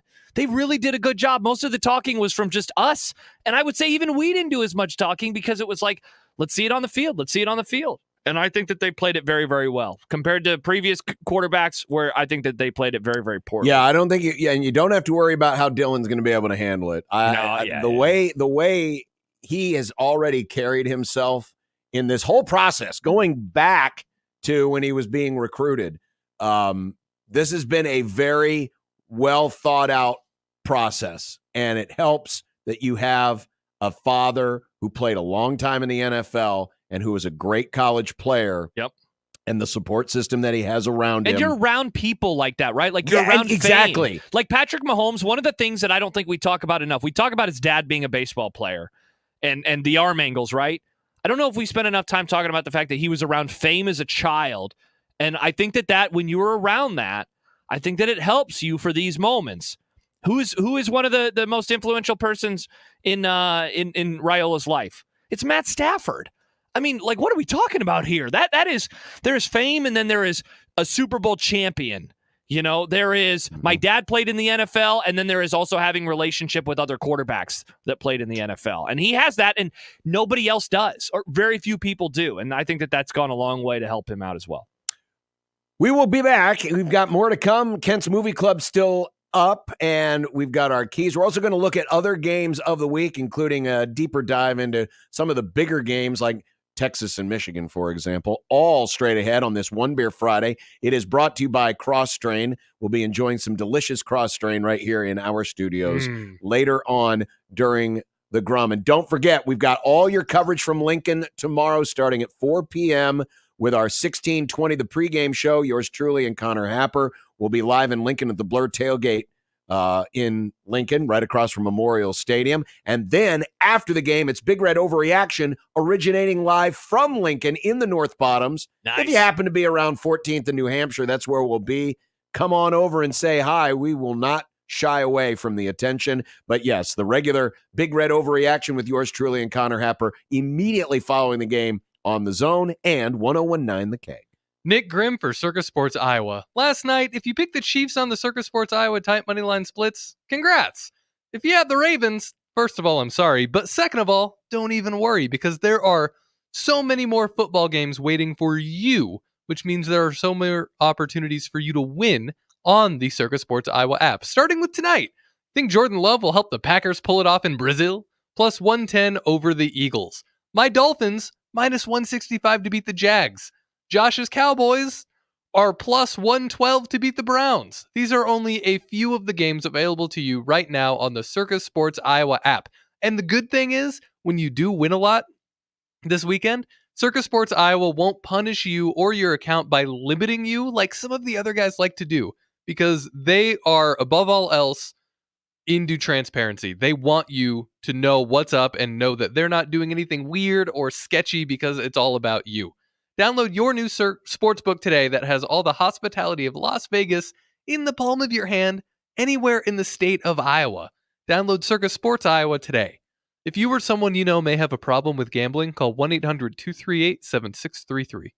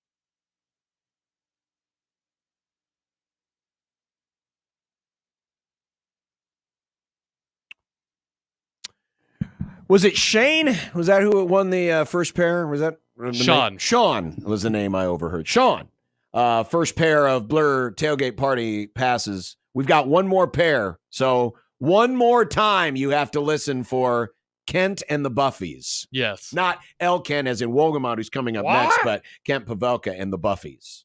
I'd like to hear Kent say Buffies, though. I'm sure we can get him to do that. I'm very curious to see what Kent's prediction will be for the game tomorrow. He is very, compared to you and me, John, he is more pessimistic often in his predictions and all of his thoughts. So I'm curious to see what he says. I'll be fascinated to hear what Evil Kent has to say about the game. I think Evil Kent will have an interesting take as well. Mm-hmm. So yesterday, Judge Claudia Wilkin, who is the judge overseeing the House settlement, which is the big NIL, revenue sharing settlement. It's the lawsuit that has spurned the settlement, or as we've dubbed it, the unsettlement. Unsettlement. Which theoretically could lead to revenue sharing in college sports. Well, Judge Wilkin expressed several concerns about the settlement and said that she would not grant preliminary approval, but said if the parties involved, the plaintiffs and the defendants, can address her concerns over the next few weeks, they still might reach a deal. But it sounds like there's a lot of difference between what she was hoping to see and what the attorneys in this case came up with. I'll try to explain it as best I can, but and I'm reading from a story on Sports Media Watch. She said, Wilkin was especially troubled by the settlement's new system for NIL and how it handles boosters and collectives. Sportico previously described the new system envisioned by the settlement. In short, it attempts to ensure that NIL payments are legitimately about the commercial use of an athlete's right of publicity for endorsement, sponsorship, or influencing. The new system would supposedly better distinguish real NIL deals from those that are labeled NIL, but are in fact recruiting inducements to attend or remain at college. This is the idea that there would be a clearinghouse where any NIL deal that exceeds $600 would have to go to a clearinghouse to determine if it's fair market value. And this was one of the big things that a lot of the collectives were like, no, this isn't going to work. And some of the critics of the unsettlement thought was a little ridiculous. Well, the judge agrees. The judge says this doesn't make a whole lot of sense. She is unpersuaded that this new system, she, the judge, could realistically distinguish real NIL versus pay for play. She's worried that trying to accomplish that goal under this framework could deprive athletes of actual NIL opportunities and actually make them worse off by the settlement. So that's just one of many different things that she had issues with in regards to this unsettlement. So what could be the ultimate outcome if the attorneys, I was going to say, the question is, what does this mean? If the attorneys can't find something that she approves, that means this case goes to court. And if it goes to court, the predictions have been far, far worse for the outcome for the NCAA and its member schools in terms of how much this could end up costing them and how much players could actually get out of this. Because one of the other objections that Judge Wilkin had was one of the ideas that, well, the numbers that you have come up with haven't really been dealt with as in other sports where there's been collective bargaining, which was one of the issues we had from the beginning was, well, where did you come up with this $20 million revenue sharing off? How did they create that number? How do you create that number? And how do you do that when you don't have a players association negotiating on behalf of the athletes like they do in professional sports? Yeah, and as the money is only going to increase moving forward, how does a $20 million number look like it's feasible for things moving forward? So again, there's a long ways to go, but every story that I read from every legal analyst that has followed this case, all have kind of come to the same conclusion, and that was yesterday was pretty important because now it's obvious that these attorneys have a lot of work to do to try to come up with something that's going to satisfy her wishes in this case. And again, if they are unable to do it, that means this goes to court, and it could spell a much worse fate for the NCAA and its schools, because the estimates of how much it may cost them will be much higher than $20 million in many people's eyes. Yeah, I'd be curious to know how long this thing could, last now. Like, how long is this thing going to go on before we get kind of those final answers? I was a little surprised that it kind of dipped into the season, that we're still here and we don't have all of this stuff. Given how much they've talked about it, and just how assured everybody was in positions of power. When Dannon is talking about line items and all of these things, that was a pretty common occurrence over the last few months from people that are in leadership roles within, the NCAA and at member schools like Nebraska. Exactly. No, I think what you're talking about now is, instead of coming to some kind of agreement, because one of the deals as part of this was that it would theoretically stick a pin in any future litigation for the next several years. But now that it's back on the table, you could be looking at years of this case continuing to play out in court, and maybe other cases piled on top of it. Yeah. Fun. So the answer is, it's never going to end. Save it for the offseason, NCAA. It's football season now. We're wanting to talk about the actual games. Well, this is the judge's fault. She's the one that came Come up on, with the rule Judge. Thanks, Judge. yesterday. Yeah. So, all right. When we continue, it's time for the movie club. Movie club. Kent Wolgamott's going to join us. We're going to review the film One Life, starring Anthony Hopkins. We've just had Anthony Hopkins 2 movies ago. We're Anthony Hopkins pilled on the Grum. We do have Anthony Hopkins on the brain. And, John, Nick will pick a problematic movie that I still don't know what it is. Yep, I'm excited. All right. I'm looking forward. I've never watched Song of the South. We'll be back. Kent Wolgamott will join us next from 1620 The Zone.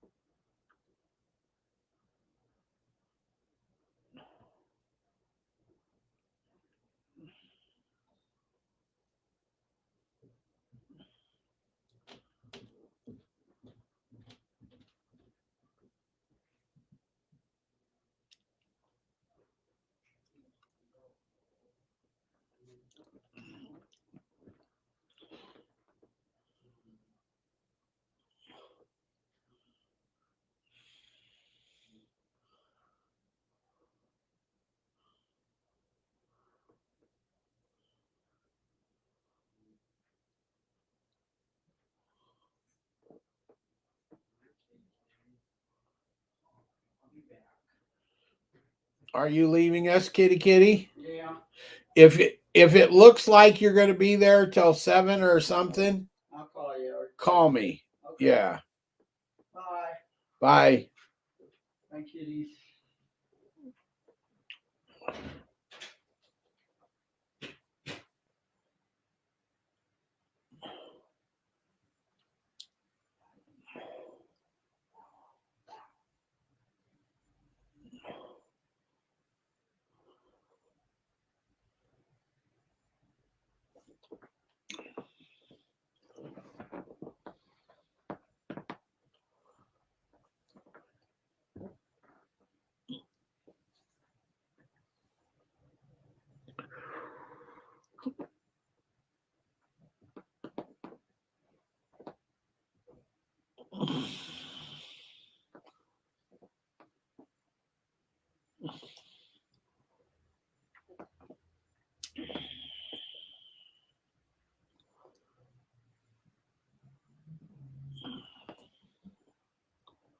Hey, bud. Yeah. You come up. No. What? What?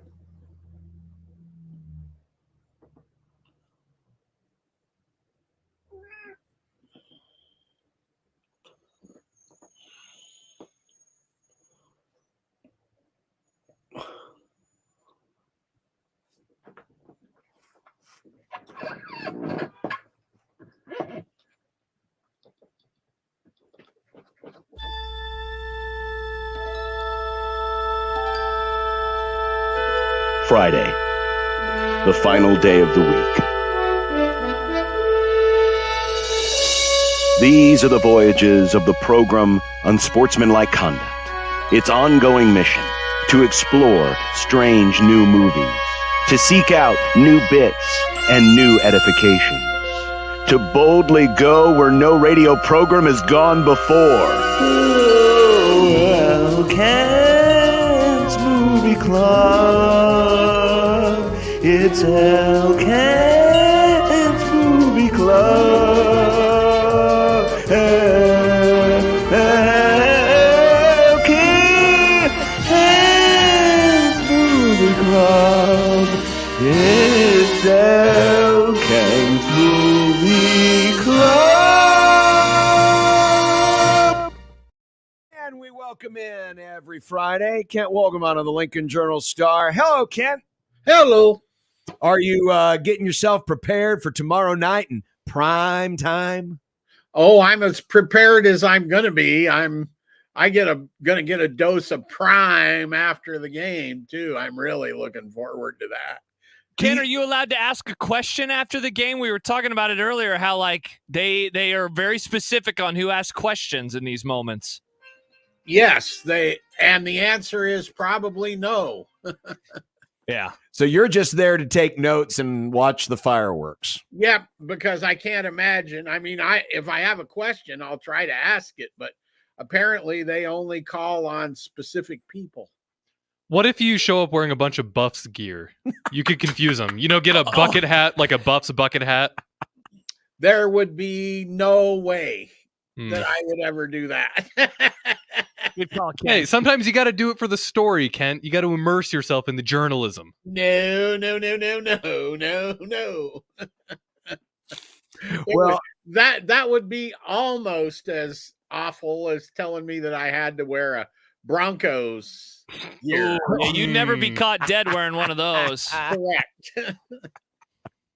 Well, this week's movie is called One Life. It's actually from last year, so it's a relatively recent movie, and it stars Anthony Hopkins. It is a movie it's based on a true story about a British stockbroker who turns humanitarian during World War II. And the story is that 1938, as the Nazis are starting to expand across Europe and they're threatening Czechoslovakia, Winton comes across some folks who are working in Prague who are trying to help refugees who are trying to escape future Nazi occupation.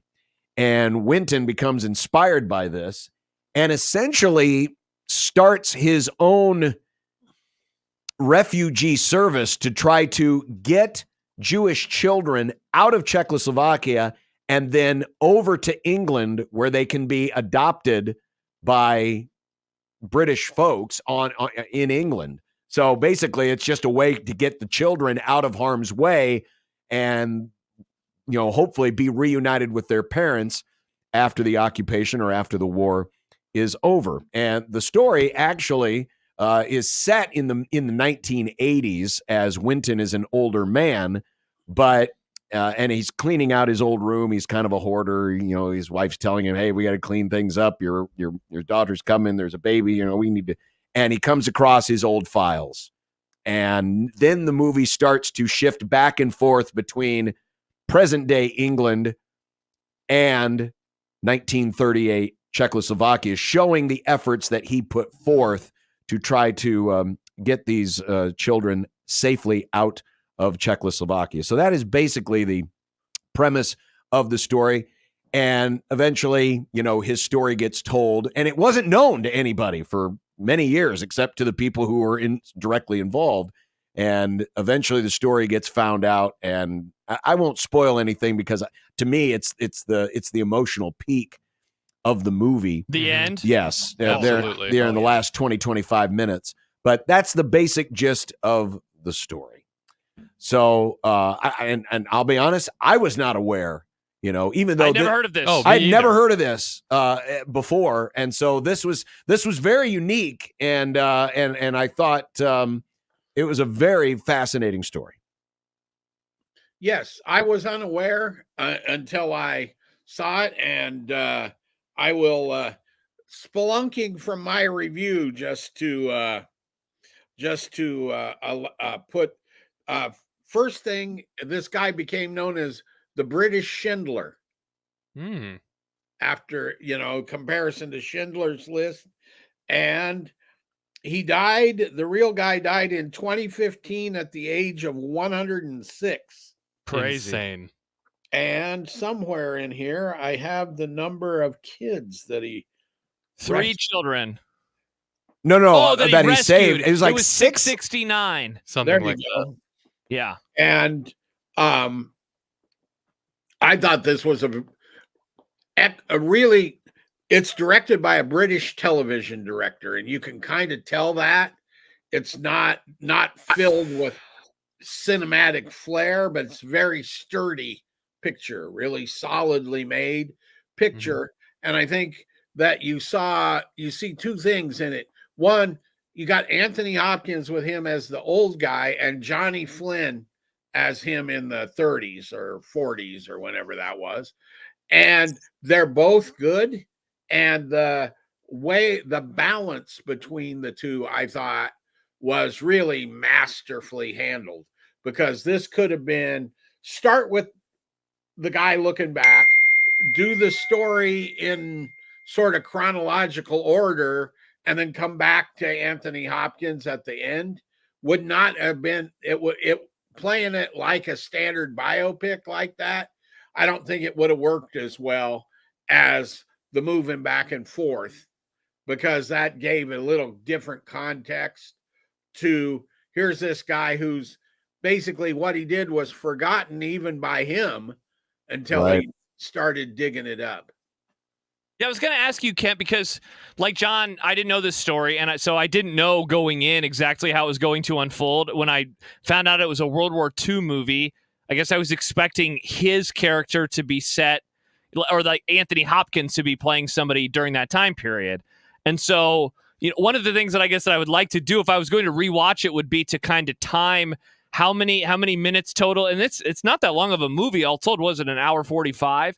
How much of the time is set with the Anthony Hopkins character versus how much of it is set with Johnny Flynn, I believe was the name of the other actor.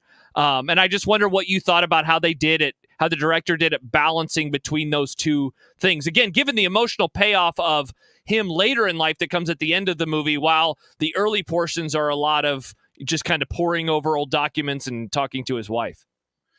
I think it did well, and I think if you timed it, it would be about 60% early and 40%,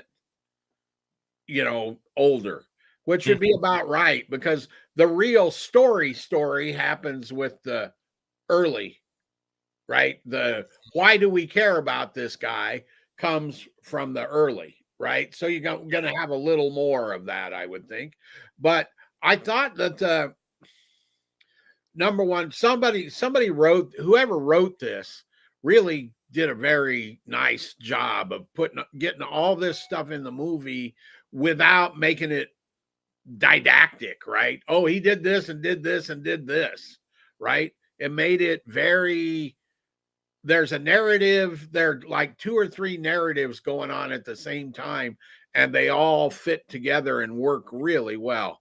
I also think that you see the television director part of it in that there's not a lot of effects. There's not a lot of action, so to speak, right? I mean, the most action is getting the kids on and off the train, right? Correct. Really the action in the movie. So there's really not a lot of that. So that makes it very much a focused little drama, right? Mm-hmm. And you could almost, if you think about it, you could see this playing on television very easily. Yeah. Wait, John, not to interrupt, but because we know the history of World War II and the Holocaust so well, there's no hand holding in on one hand, right? So it's not giving us the background. We know what's happening, but it also doesn't show a lot of the true horrors, because it allows there are moments, especially towards the end when they're kind of talking about, there's, again, don't want to give too much away, but there's this part where there's all these pages, and that is meant to represent something that happened to a lot of these children. And there's not this flashback then of something happening. It's just, we know what unfolded in that moment in time. And I thought, because I think I saw when I pulled it up on Paramount Plus, it's only rated PG. And I was a little surprised by that. And yet I thought that was a good way, I guess, to tell this story. If you want maybe the certainly much darker version of this kind of story, it's out there, right? With a Schindler's List. Well, and that was going to be my point, was in many ways, this is Schindler's List light, right? Because Schindler's List is a very dark and powerful movie. Dark in the sense that, you experience some of the horrors. You experience, the torture and the things that are going on in the internment camps. Whereas this, that the tragedy is implied, right? Yes. Mm-hmm. And we all know what happens to the people that got left behind. And there is one of the things that makes the Winton character very reticent to want to go and clean up these files was there was something that happened at the end of his efforts that fell through. Yeah. And it has haunted him ever since. And he's been just kind of pushing back at wanting to go back and take himself back into that time. And the way that it plays out between going back to Prague 1938 and to England 1986, I think it's handled very well. So for those of you who like the spirit of the story of Schindler's List, I would consider this Schindler's List light, even though, that's not a value judgment. It's not a slight. It's not a slight. It's just it basically tells a similar story, but does so without as much of the darker dramatics of Schindler's List. And in part, the reason it's able to do that is all of this happened before the camps and before the war reached Czechoslovakia, right? That's what they're trying to do, is outrun the Holocaust, essentially. And so he was done, essentially, before the really awful, horrible stuff that Schindler confronted really started or got big. Mm-hmm. I've never seen, get ready, Schindler's List. I've never seen it. I've only seen bits and pieces. But this movie, I liked the story and the concept of this movie a lot. I really liked the balance between the present day and the past day and how they mixed it together to where everything fit very nicely together. Like everything had a purpose in this movie. But they did that without making it feel too dense. I kept thinking that I think this is a really cool story and a really cool concept. There are so many more stories other than this guy's that I would like to see told also in the movie. I would like to see more of what happened just in the past. Maybe a focus on some of the other characters that were left back in Prague and some of the things they had to deal with. I think a story about one of the kids who made it and just chronicling their journey, maybe like the 8th train or the last train to make it through. It's one of those movies that makes me want to see and hear more stories from this specific event, but from different perspectives. And I hope that we get that. I know this movie just came out last year. I would hope that these stories were documented somewhere so we have more content to work with as far as this specific period and moment in history goes, because I think it's fascinating. I had no idea about this, and now I'm extremely interested. Well, there might be a British documentary about this that does some of what you're talking about. I don't know that there is, but this was obviously in the 80s became a notable thing in England. Right. And it would be something that it would seem to me might trigger a documentary filmmaker to go in and do what you're talking about. Yeah, the screenplay is based on the book written by Winton's daughter. Okay. So, the story obviously is documented. And as I was reading some of the production notes, the daughter, requested that Anthony Hopkins, play her dad. And then he read the script and said, I will do it. That's really cool. Did you look at the compare? He looks a lot like the real guy. He really does. He really does. And it's so funny that we just did a Hopkins movie, and I said I haven't really seen a whole lot of him, and I can see how great of an actor he is. And here he is playing another character that is entirely different, and he is shown this one much more sad emotions than the character in The World's Fastest Indian, which was that guy was just happy-go-lucky all the time. This one is, man, he's sitting with some stuff. It's in there, and there's a few moments in particular, one towards the end especially, where he just breaks down. And it's like, man, I mean, no crap, right? Anthony Hopkins is a good actor, but I was blown away again by how good he is. And I'm glad we timed this out. It was by accident that we did it. I've had this movie, the wife suggested it, and I had it in the queue for several weeks, just didn't pull the trigger. And then Nick pulled the trigger a couple weeks ago. But I'm glad we had these movies in close proximity because we got to see the range, right? Because the Monroe character, the World's Fastest Indian, like Josh said, very happy-go-lucky, kind of whimsical, just a very unique, cool outlook on life. Winton, also a very unique outlook on life, given that he's a British citizen. Why does he care? But he immediately jumps in. By the way, we should mention too, Helena Bonham Carter. Oh, absolutely. She plays the mother from his mother from 1938, and she's got a very pivotal role. So it was good to see, another familiar face. And I really liked her character really quick, just because her and his father were German immigrants to England. And it was really cool to see that contrast of them trying to help get kids out before, Germany showed up. I thought that was a good contrast. Yeah, she was good. His wife was good. But it's just pretty much everybody was good. All the people in Prague, I thought the children, not only the children, but that other guy that helped him, right? Oh, the green guy, whatever his name was, I thought was good. I think now, if we're really going to do the range of Anthony Hopkins, maybe we need to revisit Mr. Trump's favorite fictional. I think he thinks it. I hope he knows it's fiction. Well, we did. We did that, right? Silence of the Lambs. Yeah, we did Silence of the Lambs. So we have seen the faces. That's true. Now, I still say, and this will be one for the down the road. The Elephant Man is one of my favorite Anthony Hopkins films. That'd be another one too. And seeing him in his much younger days as well, because that was from the early 80s. Yeah. But yeah, it's just another example. I mean, Sir Anthony Hopkins is one of the greatest actors we've ever been around and have had a chance to enjoy. And I really thought this was a very, very cool story. Well, and part of the reason why I'm hesitant, I want folks when they watch this, I'll just say this. It touched me deeply at the end. Me too.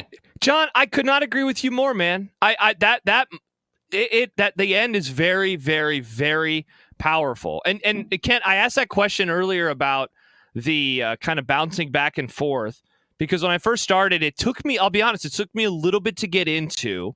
And I was like, I don't know. I approach a lot of these types of movies now, and I think The Last Dance or the OJ doc kind of ruined me, where I'm like, couldn't this have just been a documentary? Why do I need a fictionalized version of it?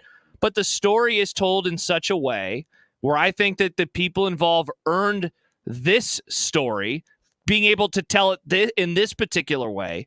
But that ending, the last, probably 15 minutes, are very, they're just incredible. some of the stuff that happens there. It's an extremely touching movie. Yeah, it really is. Yeah, it got me good. And I won't reveal anything more than this, but many of the extras in that scene at the end are the children of the children who were saved. The actual 669 Jewish children that were saved, many of their offspring were extras at the end of this movie. Yeah. And I'll just leave it at that. Mm-hmm. But really good. It's on Paramount Plus. I believe it was also on Apple TV, Apple Plus, correct? I think that's right. Yeah, I believe that was. But we saw it on Paramount Plus. If you'd like to check it out, it's called One Life, starring Anthony Hopkins. Really enjoyed it. Thank you to my wife for recommending it. She's the one that saw it first and said you guys should review this, and glad we did. Thank you, John's wife.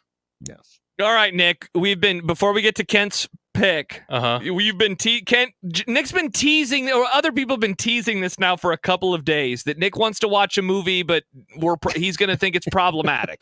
I don't know what this movie is. Again, I'm being misquoted and misrepresented. Interesting. I grew up in the early 2000s. I've watched a lot of movies. But not this one. This movie was quoted a lot in my high school. It's a movie that I've only seen bits and pieces of, and I don't think John has seen, but it's a movie we've been telling John he needs to see. We're going to go to Hulu. It's time to watch Super Troopers. Let's go, Nick. I was thinking about this movie this morning. I was doing it next week. We're finally doing it. The one thing I'm scared of is that, and John's talked about this before with Office Space, is that it's gotten so much hype. Though I don't think we quote much of this movie to John. So no, this movie was quoted constantly. This movie was probably quoted the most in my high school. Yeah. Everybody quoted this movie. And the part of the reason I've never watched it is because it's only been on Comedy Central.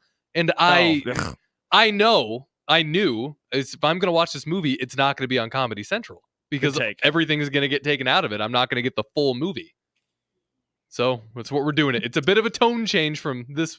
Yeah, I was going to say, if today was Schindler's List light, this is Schindler's List ultra light. That'd be my guess anyway. Awesome. I'm excited to watch this. All right. So Super Troopers, it's on Hulu, you said? Yes. Yes. Just tweeted out the link. All right. That'll be next week in the movie club. So, Kent, a lot of people around here, kind of similar to last year, feeling pretty confident after what they saw. They think it's same old Colorado. They think Nebraska is a much better version of Nebraska. But what say you? I said 31-21 Nebraska. All right. All right. Well, let's see what Evil Kent has in store for tomorrow's game. I could see 52-38 or something like that. Probably Nebraska. Wow. You know, I'd sign up for that game. We've threatened this many times. This game has the potential of being 52-38. It could. If it got weird, it could. It's a lot more realistic than most other games that Nebraska's had in recent years. If there was a game that could go 52-38, this could be the one. This could be the one, but I personally don't think that Colorado 38 would be a good accomplishment for Colorado against Nebraska's defense, I think.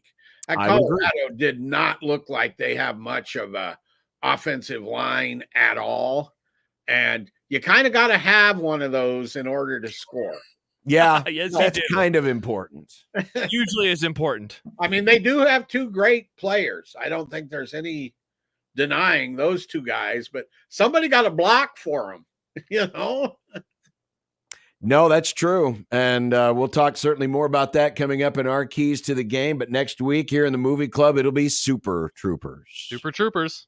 On Hulu. How you feeling, Mac? All right, Kent. Well, we'll see you up in the press box tomorrow and look forward to what could be a interesting atmosphere at the old Gray Lady. I would think interesting is an understatement. I think this will be pretty wild. You know, first night game that means something for been a long time, really. Been a while. Ken, what's the best atmosphere you've ever seen at the stadium? Well, you know, it's people are saying that the Colorado game where Sue intercepted the pass, 2008 one, yeah. But for old guys like me, what this modern sort of deal and the 70s and 80s are a little different, right? Yeah. I mean, there was an Oklahoma game in the late, like, what would have been like 78. That was really crazy. That was as intense as I can remember it, but it wasn't the same. You didn't have all the bells and whistles and hype going along with it. It was just a old straight up football game that got intense.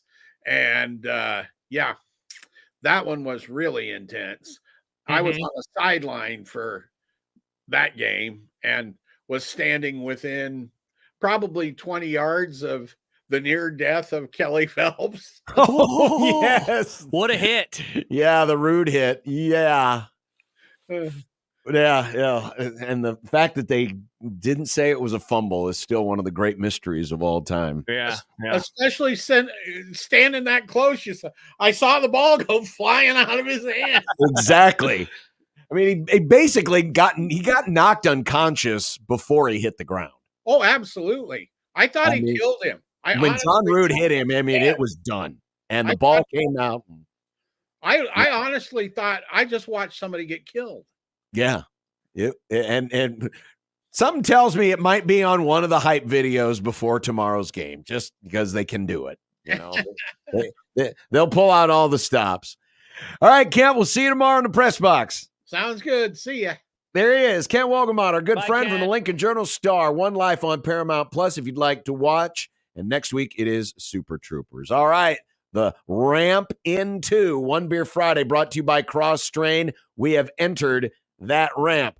Coming up next, we're going to look at some of the other games of the weekend, and still to come, a happy hour. It's filled with Husker Colorado breakdowns. And also keep listening, because the next time you hear Kent and the Buffys, not El Kent, but Kent Pavelka and the Buffys, be caller 14, and we have one more pair of passes to join Connor and I at the Blur Parties Tailgate. Exclusive event. It's sold out, but we do have one pair remaining. If you'd like to join us, if you're going to be in Lincoln, you don't even have to have tickets to the game. You can hang out at the tailgate the whole day if you want.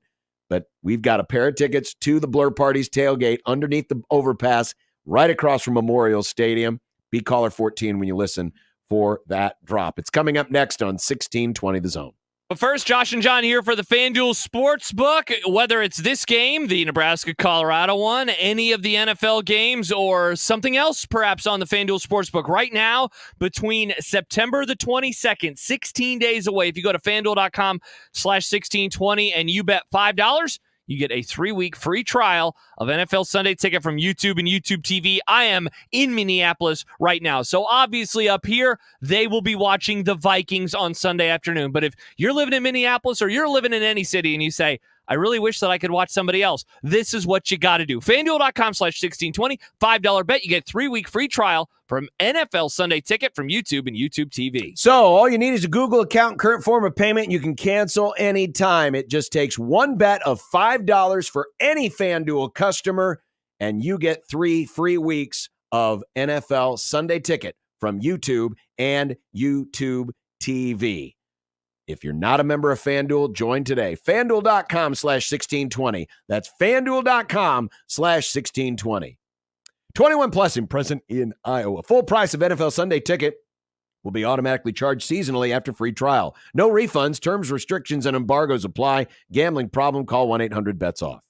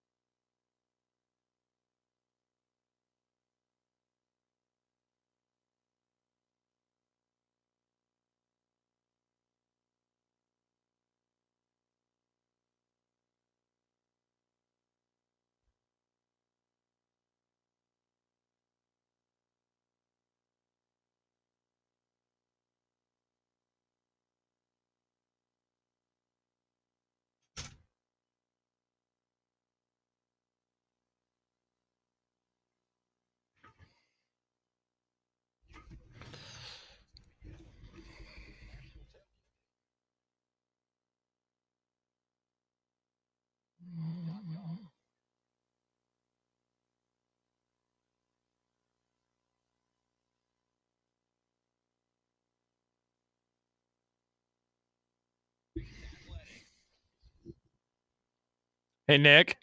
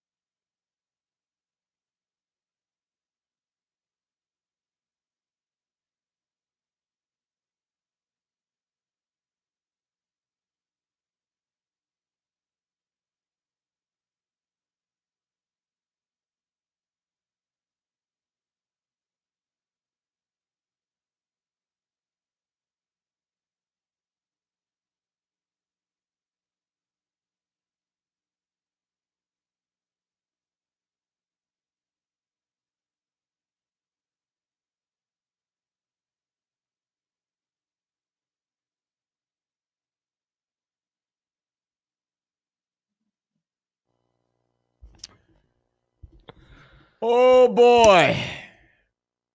Sun's now starting to pop out. I've been hearing the forecast all day from our friends over at KTV Newswatch 7. They're calling for tomorrow to be a top 10 day. Dude, the weather looks amazing tomorrow. Oh, it's going to be perfect. Yeah. Perfect for tailgating and getting plenty lubricated before walking into the stadium. Lube boys. Get lubed up. Get lubed up.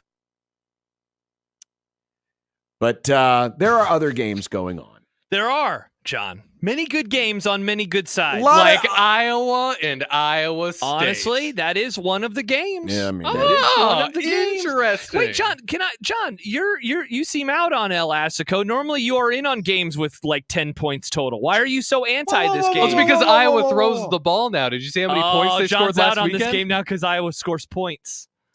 I'm out on this because I won't be able to see it. I'll be busy doing a pregame. I'm going to be watching it, John. If you want, I can angle my phone so you can watch it with me. It'll be like a Cubs game, John. There'll be TVs all around. You get to watch. Huddle around my phone with me, John. We'll see. Get in close. But I wanted to focus here on Texas and Michigan because that's the one that everyone's going to be talking about across the country tomorrow. It's rare that you see these two powerhouses lock horns, pardon the pun. But this, I don't know. This to me spells the moment where a lot of people are going to look at Michigan in a very different light. Now, we got a tease last week because Michigan played around and Fresno State gave them everything that they could handle a week ago. And, you know, I said this during the offseason. Michigan is one of those teams, you know, you always give your reverence to the defending champion, even if that defending champion loses a lot of talent. Heck, Nebraska's been in that spot before. We're coming off a great season. They lose all the big talent, but you get that deference in the preseason rankings and people, you know, once you've won that championship, you get the benefit of the doubt. And Michigan certainly did get that. John, real quick, Nebraska, 1998. Think of all the times that they lost and how they still were always in the top 10. Mm-hmm. The program had earned such a level of respect that it's like, yeah, they might be a 3-loss team, but they're the best 3-loss team in the country, and we'll rank them as such. Yeah. But it's a long ways from J.J. McCarthy. Davis Warren last week. Wasn't awful, but certainly, didn't pop any eyeballs. He averaged less than 5 yards per attempt, and he only completed one pass that traveled 10 yards. So it was a very short passing game. And it was a close game in the fourth quarter before Michigan gets a couple of scores late, including a pick six that makes the final score. This is one of those games, John, where if you weren't watching it in the moment and you see 30-10, you're like, oh, okay, kind of typical week one, just not as perfect as you'll be later in the year. This was not that. This was a game that I think showed the warts that are going to be there. I heard them described earlier today as like a team with a very high floor, but a very low ceiling. Like the ceiling is not that much higher than the floor. And I think that that's really true. Like they're going to be good and they're going to win 8 or 9 games, but the ceiling in games like this, Texas, Ohio State, Oregon, hell, even USC, like I think it's going to show itself as to like, oh, they're not as good as they were. They've lost a lot of players, and especially on the offensive side of the ball. I think their offense is going to really be a tough hang this year. Well, and going back to, Michigan's offense and Davis Warren and all those short passes last week, that's literally playing into Texas's hands. Last season, Texas was top 25 in passes of less than 10 yards in terms of covering those types of passes. Where they struggled was on the deep ball, on the big play. Think of the Oklahoma game, for example. But if Michigan can't stretch the field, and if they don't have anybody that can threaten them vertically, how is Michigan going to be able to move the ball with any kind of consistency? Yeah. Then on the other side of things, Quinn Ewers, and this is, we talk about tomorrow night being an opportunity for a lot of the players in that game playing in front of a large audience to, certainly cast their ballot or cast their candidacy for the Heisman conversation. Quinn Ewers, here's a golden opportunity because this is going to be a hugely watched game. You don't see these two brands play that John, often. This is the second time they've ever played. Exactly. Second time in the history of college football. Yeah, you're talking about two of the winningest programs in college football history. Season 155, and this is only time number 2 that they're seeing each other. And Quinn Ewers he's been big in these moments. Go back to his second career start against Alabama, the game they lost. They probably should have won. 2 years ago at home, yeah. But he was lighting up Alabama before getting knocked out of that game due to injury. And then last year, he was awesome last year. Huge throws, no turnover-worthy plays, and Texas beat Alabama convincingly in Tuscaloosa against an Alabama defense that is a top 10 rated defense. So Ewers in these moments against really good defenses on a big stage has been pretty much lights out. This is the reason, Josh, I've said it. I think Texas wins this game by double digits. Yeah, you've been very consistent. I think Texas is going to roll in this game, and Michigan, their defense will try to keep them close, but they don't have the firepower on the offensive side to be able to hold up with the Longhorn. Texas is going to have to fumble and bumble their way around this game for Michigan, in my opinion, to win it. Yeah, the games that we're about to talk about, I decided to write down a question that I think could be answered or will be answered in the games. And the one that I wrote down for this game was week 1 a lie for either team? If it's a lie for Michigan, that's a good thing because they did not play very well. It was not a good performance. The offense was certainly not very good. Texas, on the other hand, was week 1 a lie? If it is, that's a good thing for Michigan because Texas played well, they ran away and hit, and yet, John, they had some things that they could clean up too. Like they weren't perfect, and yet they dominated. They won by 50+, and they didn't allow a single point. Was that a lie? Because if it wasn't, I'm with you. I like Texas. We're going to do predictions in an hour. I really like the Horns in this one. I think that this is another big moment, a big opportunity for them to kind of assert themselves. I think that this is the first time this year that we learn we are truly in the post-Harbaugh era. Last week, I think, was an appetizer to that, and I think that tomorrow is going to be the main course. And that's not to say that they can't be a good program again. It's just not going to be their year, and I think we're going to find that out. I mean, 24 hours from now, the game will be long over. we're going to know that, oh, okay, this is not 2023 Michigan anymore. It is now a different era of Michigan football. And of course, that'll be big noon kickoff tomorrow on Fox. When we come back, we'll look at some of the other weekend games, including El Assico. Perfect. Yeah. And in the happy hour, it is happy hour brought to you by Cross Strain and One Beer Friday. We will preview Nebraska-Colorado with our keys to the game. We'll also ask you if there's any big questions Nebraska has to have answered tomorrow night. We'll do that coming up in the happy hour as we continue. And don't forget, we've got one more pair of passes to the Blur Parties tailgate. Just listen for the Kent Pavelka drop. One more pair to tomorrow's Blur Parties tailgate. Exclusive access, food and drink, televisions, and the best part is, not that the weather's going to be bad, but in case something weird did happen, you're underneath the overpass. You got cover.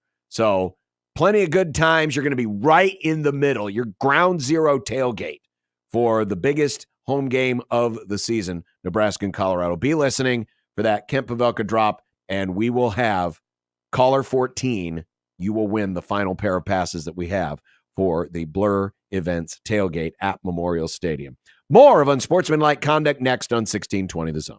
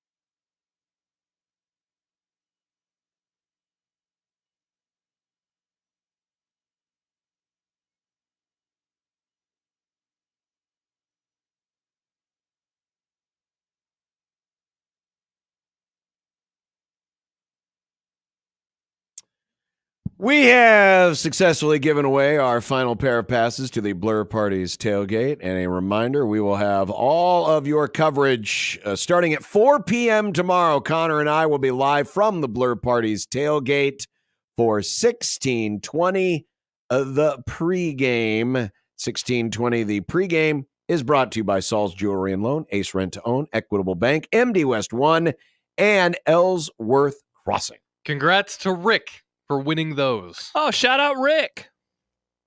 Congrats, Rick. We'll see you tomorrow. We will also see El Assico. Yes, we will. Yes, we will. Iowa and Iowa State. The stat of this game, and it was something I heard with our friends, Todd Furman. Oh, you were Insider. listening to a podcast. Very interesting, John. You want to be more like me, huh? Well, no, I don't want to be difference. anything like you. He's listening to one, not 15.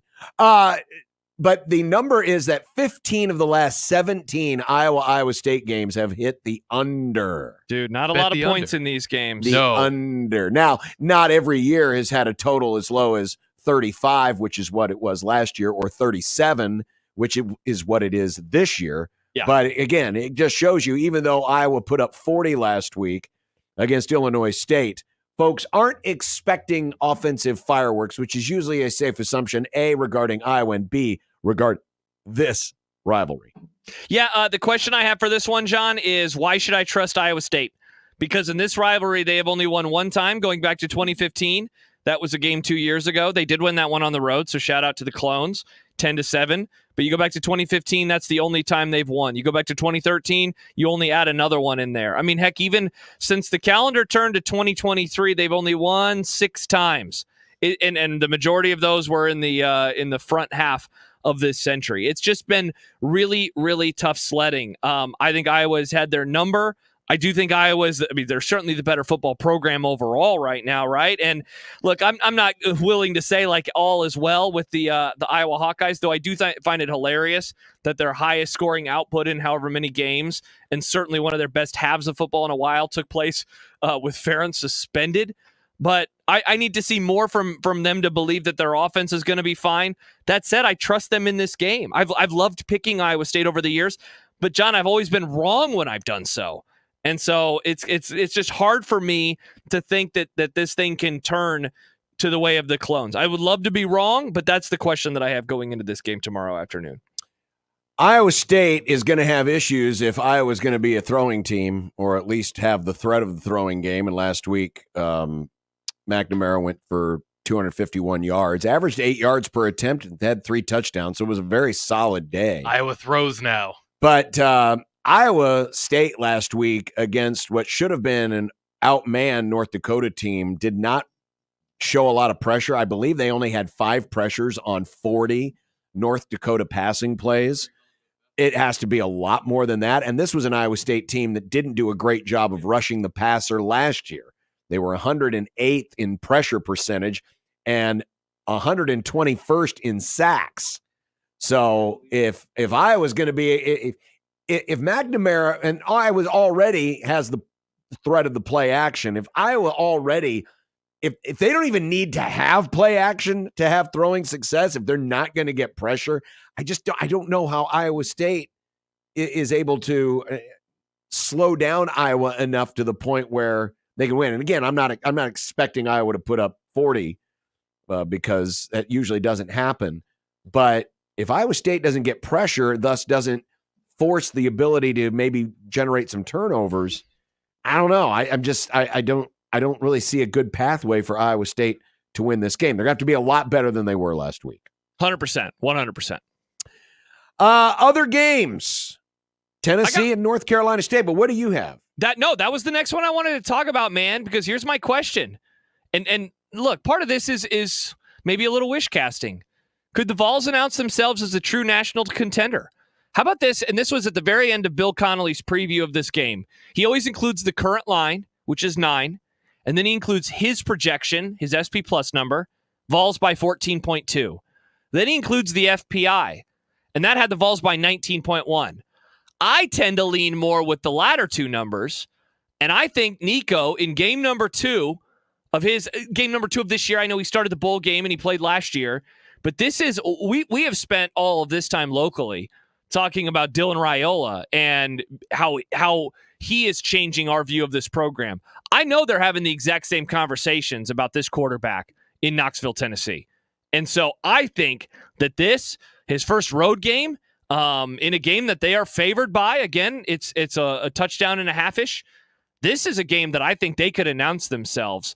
Georgia is what Georgia is, right? In Texas, you and I, it seems like we're both going to pick them to win and cover and maybe do so quite comfortably. Obviously, Alabama's hanging out there, and Ole Miss has gotten a ton of smoke throughout this offseason. But I really like the Vols, and I really like what Josh Heupel has done over the last few years. I didn't think the drop-off a season ago with the loss of some really good guys and players that are in the NFL, I don't think that it was pronounced maybe as I would have expected. He's earned my trust. I'm buying in on them, and so there's a part of me that thinks, well, first of all, the Nebraska-Colorado game is going to be the one that draws more eyeballs, but part of that could be that this game is just kind of a laugher and that Tennessee runs away and hides. So I really like this is a big chance for Tennessee to maybe have a big evening. NC State struggled last week against Western Carolina. They just kind of messed around last week. It was a weird game. That was a Thursday game. They weren't playing very well. They weren't playing very well. You mentioned Nico's. He's had 2 really good starts to begin his career. The other thing, too, is how often have we seen NC State in this spot? Now, you're right. It won't be the most watched game thanks to Nebraska and Coach Prime. That's going to have a bigger viewership, though. This being on Saturday Night Football on ABC, NC State's not been in these spots before. No, they've not. This is foreign territory. Tennessee, no big deal. I mean, SEC bred, they're going to be fine. But how NC State handles that, they do have the advantage. They'll be at home from that standpoint. But I don't know if they're ready for this kind of spotlight. Maybe last week, maybe some of last week was a little bit of looking ahead, but that doesn't. But I don't know. I don't know if that really applies, especially in game 1. Yep, it's game 1 of the season, and it's a Thursday night, so it's really a long week to get ready for Tennessee. That also could play into NC State's hands, but I just don't know if they're ready for this particular spotlight. Couldn't agree more, and you know how I feel, man. I'm not a Dave Doran guy. I never have been. Whenever Nebraska's had a coaching search and his name has shown up, it's just not the kind of coach that I want them to hire. I think that he is fine. His ceiling is very low, and I think that it's games like this that really just makes me feel good about that opinion. So perhaps that happens tomorrow and I end up being wrong. If you're looking for something to do besides listen to Big Red Overreaction after the Nebraska-Colorado game, McKai has an interesting one for you because it's Boise State and Oregon. Oregon, of course, has been getting all the preseason love, but last week they struggled against Idaho. Couldn't finish drives. Yeah, they could move the ball, but they couldn't finish drives. A lot of yards, but yeah, a lot of yards, no points. Boise State also had its issues last week. And this is one of those show-me games for Boise State. Boise State's one of the handful of teams in the group of 5 that has that legitimate shot of making the college football playoff. This is the game, obviously, Boise can afford to lose, but they have to show something here. If Oregon covers the 20.5, it may be hard for Boise State to sell a lot of folks if it comes down to, a once beaten Boise versus maybe an undefeated Liberty. So here, this is obviously you play the games to win, but for Boise, you're playing for pride and you're playing for some, dare I say, style points. So this is going to be interesting with 2 teams that didn't really show up very well last week. I don't know if we're going to get a great read on which one of these teams is going to, show us their real look after this week's game. But if Oregon continues to struggle scoring, this could be real interesting, especially in the late night window. Yeah, by the way, GB points out that the NC State-Tennessee game is neutral site. Forgot that one is neutral site. Sorry. Yeah. I'm with you. I think this game is super fascinating. The question that I wrote down, and basically I'm just repeating myself from a few minutes ago with Michigan and Texas, was week 1 a lie for either team, part 2? Because Oregon didn't look very good, as you said. They got a lot of yards. They weren't finishing. Meanwhile, Boise State, our pick and the pick of many to make it to the playoff out of the G5, and they are taken to the brink by Georgia Southern. They win that game by 11 points, yet their running back, their leading back, 20 carries, 267 yards, and 6 freaking touchdowns in that game. Just absolutely ridiculous stuff. Like, I know I was listening to Stanford Steve earlier this week. He was talking with SVP, and he mentioned that Oregon has been talking about this game behind the scenes all offseason. And so to go back, John, to something you said a couple of moments ago about looking ahead, like, I certainly don't think that Oregon was looking ahead, but I definitely don't think that they were taking their opponent as seriously as they will take Boise State tomorrow. Now, part of that, again, is this me talking myself into Oregon, not being as bad as they looked last week? Possibly. It's my national championship pick. I don't want to go against that, in early September. But two very proud programs who have a history, who have played before, and Boise State has come out on the right side in some of these matchups. I think it's a really, really interesting one. I wish it wasn't so late, but I think that it has a potential to be fascinating, even if the point spread is basically 3 touchdowns. We will have picks, I believe, on all of these games coming up in predictions. I'm trying to remember if I don't know if did we have Tennessee? I don't know if we had Tennessee in the picks. I don't think it was. It may not have been. I know this game was, and I know El Assico was. Nice. But that's predictions. That'll be coming up. Maybe it will be picked, though, as one of our upset specials of the week. Maybe. We'll see. But coming up next, it's time for One Beer Friday, brought to you by Cross Strain. Woo! Let's go. Cross Strain brought the only beer that is probably appropriate out of their fine arsenal for a weekend like this. What's that? We'll have that for you next, and our keys to the game. It's all Nebraska-Colorado from here, friends. So stay right there. The weekend has begun on 1620 The Zone.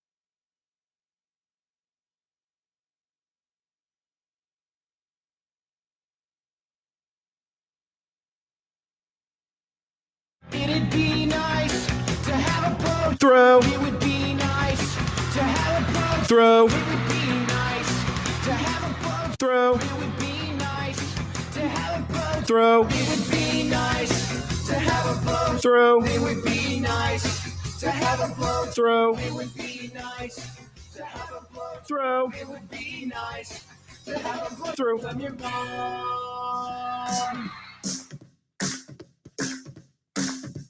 I drank beer with my friends.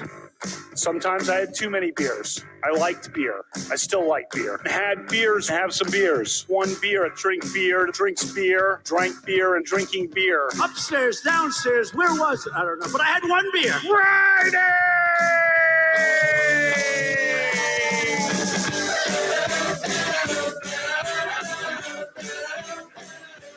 You probably have beer center. Each week, Ralph Club biggest contributor.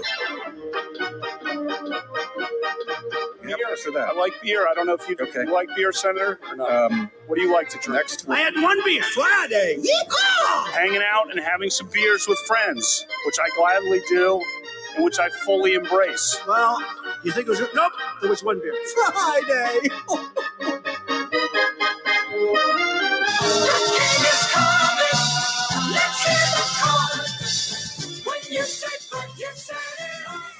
If there ever was a day, if there ever was a Friday where this meant something, it's today. Boys, crack 'em! Woo!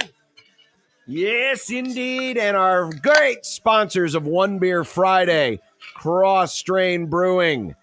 Was there any other choice today? Let's go. It's Cornhead Lager. Let's go. Cornhead Lager, my friend. think lager might be my favorite type of beer.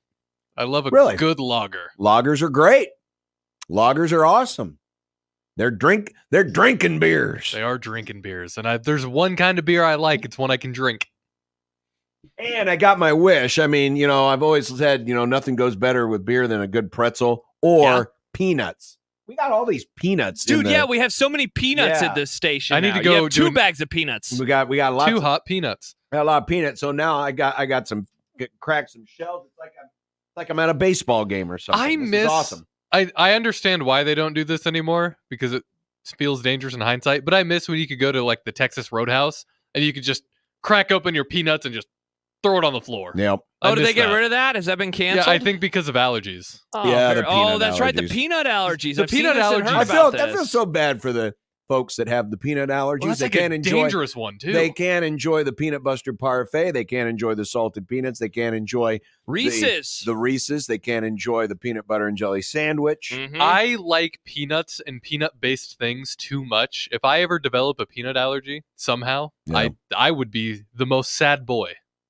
Well, I'm happy that you're a happy boy, Nick. But friends, get yourself some Cross Strain, whether it's Cornhead or any other their fine product, and celebrate the weekend with us. And if you send us a pic of what you're drinking going into this weekend, hashtag One Beer Friday. Use the hashtag One Beer Friday. Send it to us on social media. Nick will be perusing a few of those, and I believe we have $25 gift card. Let's go. to Cross Strain, To so you can Cross go Strain. enjoy some Cornhead on us. That is awesome. Actually, it's on them. It is on them. Yeah, but we get to give it to you. So in this case, can celebrate the messenger. We're the messenger in this situation. Celebrate us. How about that? On them because of us. Because of us. It's a team effort. In It's a team partnership effort. with.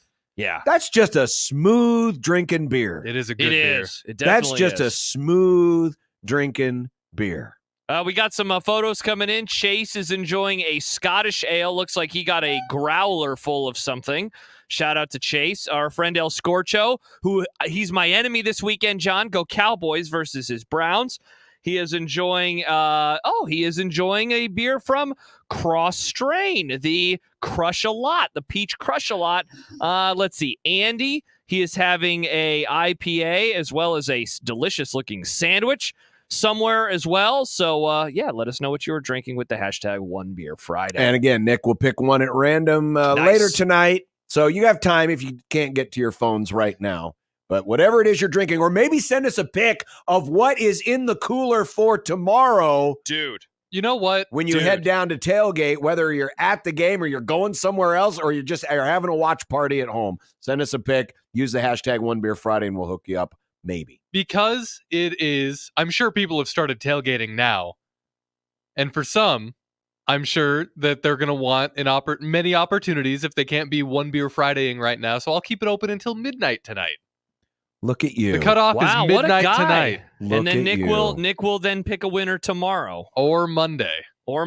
Perfect. Hey, by the way, John, you mentioned the tailgating. So one of my friends, Aaron, he is a dear friend of the Grum. He listens to the entire station, texts into the shows, usually trying to talk trash to me, and yet I'm the only one who ever reads the text. So if he makes fun of me, nobody hears about it. But he got an RV this off season, and he has been so excited for this weekend in particular. Months and months and months, he has been planning what he would do. He has been updating the group chat all week long on the food that he's buying, the food that he's cooking. He just filled up his gas tank, and it landed on a round number perfectly when it got all the way full. He is it stopped right on the dot at 0000 when he filled it up. He had to fill. Well, this if thing that's all the way case, up. he didn't fill it up, because if it's on 0000, it didn't do anything. Well, it was 00.00. It was $200, and it stopped right there at the end. Yeah. Anyway, shout out to Aaron. He'll be tailgating tomorrow, and if Nebraska wins, him and my friends will probably come over and yell at you. So, John, looking forward to hearing stories. If you do, and it's not like we're going to have a whole lot going on besides the post-game show, but if you are in the area, there won't be prizes to give away. Yeah, we got nothing to give away. We're just there because just happy we're vibes. There. We'll be at 14th in New Hampshire, which is in the North Bottoms.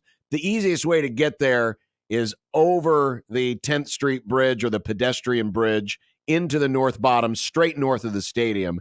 Go right past the Casey's, which is at the base of the bridge, and then hang a right on New Hampshire Street. And basically take that until it dead ends, because it dead ends at 14th Street. That's where we will be for Big Red Overreaction. Yours truly, Connor and Nick. Seems like Nick's about to say you actually do have a prize. There might be a few little bits and bobs available. Wow. Bits and bobs. Bits and is bobs this like tips tailgate. and tricks? Okay, but it's bips and bobs. I got to give a shout out. Every Friday, I join Jack Mitchell and Nate Rohr. You know Nate Rohr from such hits as Third Down. Right. The PA voice of Memorial Stadium. I've seen this and heard about this. Nate alerted me to something today that I didn't realize had happened. Oh. And it relates to tomorrow. This was from the spring game. Okay. Nick, would you pull up this? Oh, you got it here on the main wall. Yeah. This is Jakori Barney. Oh, okay. The freshman, who, if you'll recall, in that spring game, returned a kickoff that would have been a house call, but he confused his teammate, the place kicker, for being on his side and thought that they were going to celebrate. And as it turned out, he got tackled. He got tackled. And I believe, was it not? Oh my God, why am I drawing a blank on his name, for crying out? Tristan, I think it was Alvano that was the kicker. I think it was Alvano that kicked it. Okay. So he gets tackled, and so it was kind of a funny ha-ha moment. And here was Jakori Barney. This is after the spring game. Okay. Listen. That kickoff return was crazy, bro. Like, the kicker, like, I thought he was my teammate, so I was going to get ready to celebrate with him. And I seen him tackle me. I'm like, but I know it's going to be in the media. It's going to be crazy, but they're going to forget about all that week 2 when I'm taking it back on Colorado. So Jakori Barney in April called his shot. Ooh. He said, you'll all forget about it in week 2 when I take one back against Colorado. Now, that would be amazing if he ended up being right. Do we have that as a prop in predictions? Will Jakori Barney have a return for a touchdown? Missed opportunity. We do not, because I didn't hear about this until after I'd sent out predictions. But just bookmark that. Put that in the back of your mind. If Jakori Barney houses one tomorrow night. We will be playing that called many it times. In April. Many times we will be playing that. He called it in April. Well, looking ahead then to tomorrow, obvious, and we'll break it down even further with keys to the game coming up in our next segment, and predictions is still straight ahead. But what are the questions? What are the big questions that need to be answered tomorrow? I thought I was reading Mitch Sherman's story today, and he asked 5 questions, and I emailed you. I was like, "Hey, I have an idea. Let's just do questions." And then I read Mitch, and I was like, "Damn it, he also did questions." And I thought that his were really, really good. The one that jumped out to me the most, beyond the second one, was about Dylan Rayola, and I thought that was a good one. But I think we've done that to death. Let me ask you this, and this was his 4th bullet point: how much of an edge can Nebraska build at the line of scrimmage? I think, John, the story of this football game is told by the offensive and defensive lines for Nebraska. I think that there is a very real world where you and Happer are on the air tomorrow night, and you are talking about a Nebraska victory, and you're like, look, I know Dylan played well, and I know that this receiver did good, and X, Y, and Z, but we cannot stop talking about big-ass Ty. We cannot stop talking about Nash Hutmaker. We cannot stop talking about that pass rush, which was there, and they wouldn't stop. We can't stop talking about the offensive line, which got some push, and the running game looked good again. I think that is the story of this game, and the story of Nebraska's resurgence is too strong, right? Because this is not a resurgence just yet, but the story of them finding themselves as a program. The story of last year turning when it did, and I know that they ended up missing a bowl game, and so it didn't matter. But when they got going, the story to me was the line play, especially on the defense, and how disruptive they could be and how well they could tackle. So that's the thing that I am wondering about tomorrow. I did not watch last Thursday's game and think that things looked a whole lot different. Mm-hmm. I was one of the few that was like, Colorado looks the same to me. At least around here I felt that way. If I'm right on that, that means Nebraska can run the ball, and that means that they can certainly stop the run, and it means that they can get pressure. If Dylan can get protected, if Nebraska can run the ball, and on the other side, if Nebraska can get pressure on Shedeur Sanders, and if Nebraska can shut down that run game, which is fairly non-existent, I think that could be the story. Beyond the obvious of Dylan Rayola with Uncle Cuzzo or whatever watching him from the sidelines. Cuzzo. That's what I'm looking for. That's going to be incorporated into my keys coming up. But, I'll kind of branch off what Jakori Barney was talking about, and that is special teams. I think last week was it was a pleasant surprise, right? Nebraska actually moved forward on punts, which, we don't see a whole lot or hadn't seen a whole lot recently. They also gained 75 yards on kickoff returns, and that was all Barney. It was all Garcia Castaneda on punts. It was all Barney on kickoffs. Games like this, special teams, it didn't factor in as big last year outside of some field goals that were made by Colorado. But you want to get a stadium lit. You want to get a stadium going. Yes. Nothing does that better than 2 things. 1, huge defensive play, especially a turnover early in the game. The other, big special teams play. Yes. And I think one of the questions is Nebraska's special teams for real? We didn't really mention this much. Granted, he only punted twice. Brian Buschini, averaged 48 yards a kick.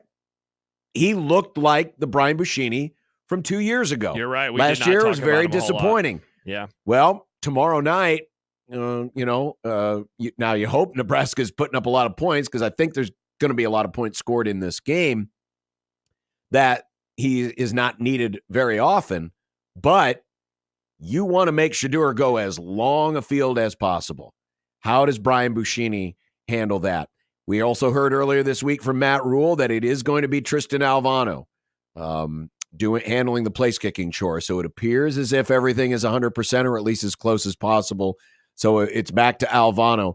I was a little disappointed that they didn't use the late drive last week. Instead of kicking a field goal, it would have been like a 45 to 50 yard field goal. They decided to go for it instead. I was a little disappointed that they didn't at least try something there, because you need those reps, you need those moments, and certainly there's going to be questions. But I'll be looking to see if some of the positive questions that we got answered about special teams last week remain that way this week, because that will be if even if it doesn't factor into tomorrow, and I think it can. Even if it doesn't factor into tomorrow, it is going to factor in the rest of this season. So the continued growth of special teams is one thing I'm looking for tomorrow. John, 100%, because, I know a lot of that discussion was about the punt and the kicking, but just like raw field position, man, we got our first look at the new kickoff rules in an actual game last night, and I didn't think that it had that big of an effect overall. But can Nebraska get really good field position? Can they take advantage of something and set themselves up for a shorter drive? And make it easier on them. I also want to go to something that we have hit on a lot this week, and that is the atmosphere. I am curious to see how they respond to it. This is quite the moment, right? This is quite the moment for the program. They have not often, or they have not always, responded to the big moments. You had that stat earlier, Nebraska in these games where they're getting the most eyeballs, and a lot of them are bowl games, and a lot of them, they were bowl games, and certainly a lot of them involve better teams. And so, when they play Ohio State, of course they're going to lose, and of course that's going to be a highly watched game because it's Ohio State. But they've done bad in those spots, and they've done bad in the standalone spots. Opening Thursdays, week zeros, Black Friday, last year versus Colorado. This is another one of those moments, and it's another one of those moments in front of the home crowd. I think we talked about it yesterday. Maybe it was Wednesday.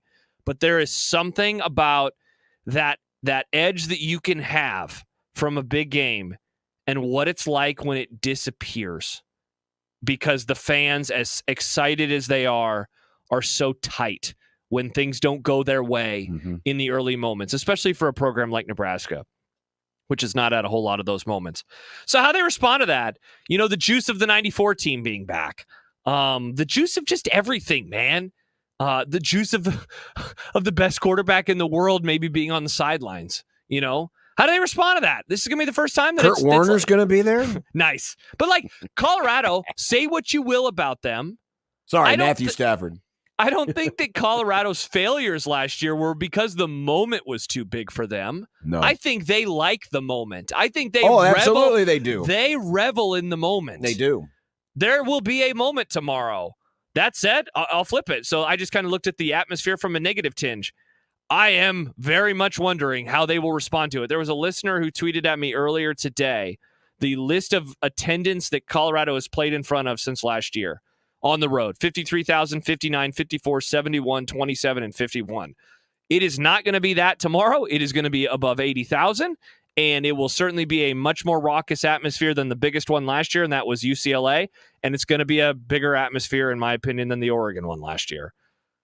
How do they respond to that, too? I mean, I think the crowd is going to play a big part, and it's just going to depend which side does it play a big part from, or for, rather. On the subject of the crowd, there's going to be at least a moment, if not several, where there will be the momentum will be hinging in the balance. And it can oftentimes happen with a tortured or a damaged fan base that when bad things start to happen, it just completely kills the mood in the stadium, and it's hard to get back. There could be, and probably will be, moments where that's going to take place.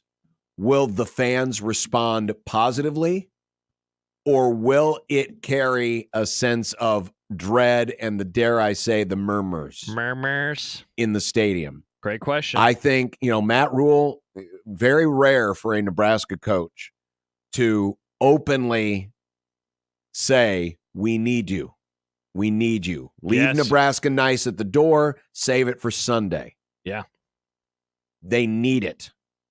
And with the talent that is on that Colorado field, they're going to hit a big play. They're going to score points. How do things respond in that stadium when things start to go south? We have seen this fan base rise to the occasion to help this team out of ruts before, but that was in times when things were going good. Mm-hmm. There is still an element of folks who are like, I hesitate to, want to believe. Tomorrow's one of those nights where even if you have to, dare I say, fake it, you need to act like you believe, right? Yeah. Because this will be the most intimidating. Deion Sanders has never coached in an atmosphere like this. He may have played in great atmospheres, but he has never coached in this. Just like Shador hasn't. Shador, just like Travis Hunter have not played in this type of environment ever. There has to be at least some kind of an edge that can be gained there. They could still come out, and I think they will because, we talked about how Dylan Rayola is kind of bred for this. Yep. Shador Sanders is too. Oh, 100%. Travis Hunter is too. 100%. So I don't think they'll be overwhelmed by it. But remember, there's 9 other guys on the field on offense. There's a young offensive line. There's a rookie tackle. There may be opportunities to affect the play by forcing penalties and forcing false starts or just lack of communication. The atmosphere will play into the game tomorrow. No question about it. Now, that's not to say Colorado can't win. They can. But for a fan base that has always felt like they were part of the team, here's an actual opportunity to affect your team in a positive way. Mm-hmm. Yeah. By affecting the other team in a negative way. I couldn't agree with you more. It's been like this obligation in recent years of like, show up, make noise, be loud. This time, you do have to do that, but I think people want to. I think people are excited to finally do that. Folks, this will be, for many of you who will be in attendance, the best quarterback Nebraska has played in your lifetime, or at least in your football watching time. Wait, say that again? For a lot of the people in the stadium, this quarterback that you're going to face could very well be the best quarterback you have seen in person. Wow. I hadn't thought about that. I mean, I'm just trying to go through my head in recent years because he'll be picked higher than J.J. McCarthy was. Yes. Who are we forgetting? We have to be forgetting somebody that has played in that stadium. You've had Justin Fields. RG3. You've had RG3. Yeah. He was the number 2 overall pick. But in terms of somebody who is likely going to be a star on Sundays, and I think Shador will be a star on Sundays, this could be, and I'm really kind of aiming this more at, the 35 and under crowd. Definitely, yeah. Definitely when we're talking certainly about the some fans. of the old heads. But remember, Brady never played in this stadium. Manning never played in this stadium. Rodgers never played in this stadium. Mahomes never played in this stadium. Yeah, Russell Wilson didn't play in this stadium. Russell Wilson didn't play in this stadium. This could be the best. C.J. Stroud did play in this stadium. C.J. Good Stroud, mention, Max. C.J. Stroud. But this could be the best quarterback that you've ever seen play in this stadium. That's fascinating, John. I had not thought about that at all. And you could be looking at the Heisman Trophy winner in Travis Hunter. Brian says Josh Allen. Yeah, Josh Allen, but he was, it's so funny that also version Josh of Allen. Josh He sucks. I knew that that version was of Josh coming. Allen's so different. Yeah, you're is. right, He John. is. Hey, what you just said though, that's a great point. Travis Hunter, he could be the best non-Husker, because Ndamukong Suh played in that stadium. He could be the best non-Husker since Adrian Peterson to visit the old gray lady at 10th and Vine. Because I think of in this century, I'd need a list. I'd have to go through it. But in my opinion, Adrian Peterson is the best college football player Nebraska has had in the stadium since in the post-championship era. That, again, is not Ndamukong Suh. You've got... Who am I forgetting? Well, your friend grease hair boy from the 49ers. Kittle, yeah. George Kittle. Very good. Oh, go Hawks. The He's very Bosa's. good. The Bosa's, I believe, have been in the stadium, correct? Let's see. They would have played in 17 and 19. Yeah, one of them probably has played in the stadium. I'm just thinking recent vintage, just last Chase 10 Young. to 15 years. Chase Aiden Young. Hutchinson, good call. Aiden Max. Hutchinson. Travis says since Ricky Williams. He says Travis Hunter is the best player to come in the stadium since Ricky Williams. I mean, that's going back 20, almost 25 years. So, Yeah, but I you're think looking. Adrian That's was what you're better, look. but That's what yeah. you're looking at. That's what we're talking about. Yeah. Wow, Brandon says since Troy Aikman. Mailman Todd says Dante Okay, Troy Culpepper. Aikman, worst quarterback to win 3 Super Bowls. Nice, It's but documented. He won three though. It's documented. He won 3. I think that Troy- Adrian Peterson is the best of this century, and there's a very real world where Travis Hunter is that. Jimmy Allen says Vince Young. Vince never played in Memorial Stadium though. Yeah, Nebraska, Jimmy. They played them down in Austin Down in in Austin. 03. Yep. And by the time they made the return trip, he was gone. Correct. So, yeah. Now, if you're just talking about best players that they played in college, yeah, he is certainly on the list for the short list for this century. Absolutely. All that to say, John, it's massive. I mean, that's what is so cool about this. It's fun. We've talked so much about the big picture of this game. This is cool from this granular stuff. Mm-hmm. Best quarterback, best player. Certainly. What is it, John? Most famous coach.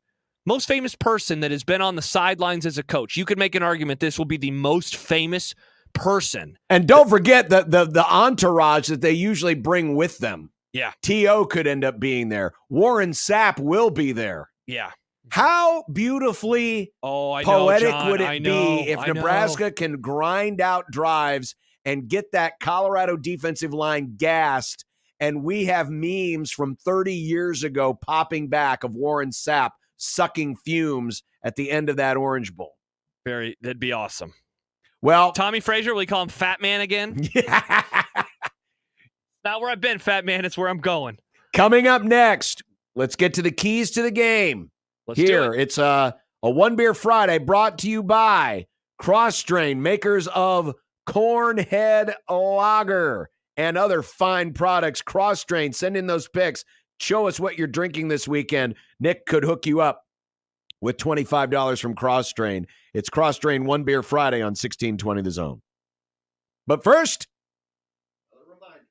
as I turned off my mic for some reason, I was in the middle of a belch. Nice.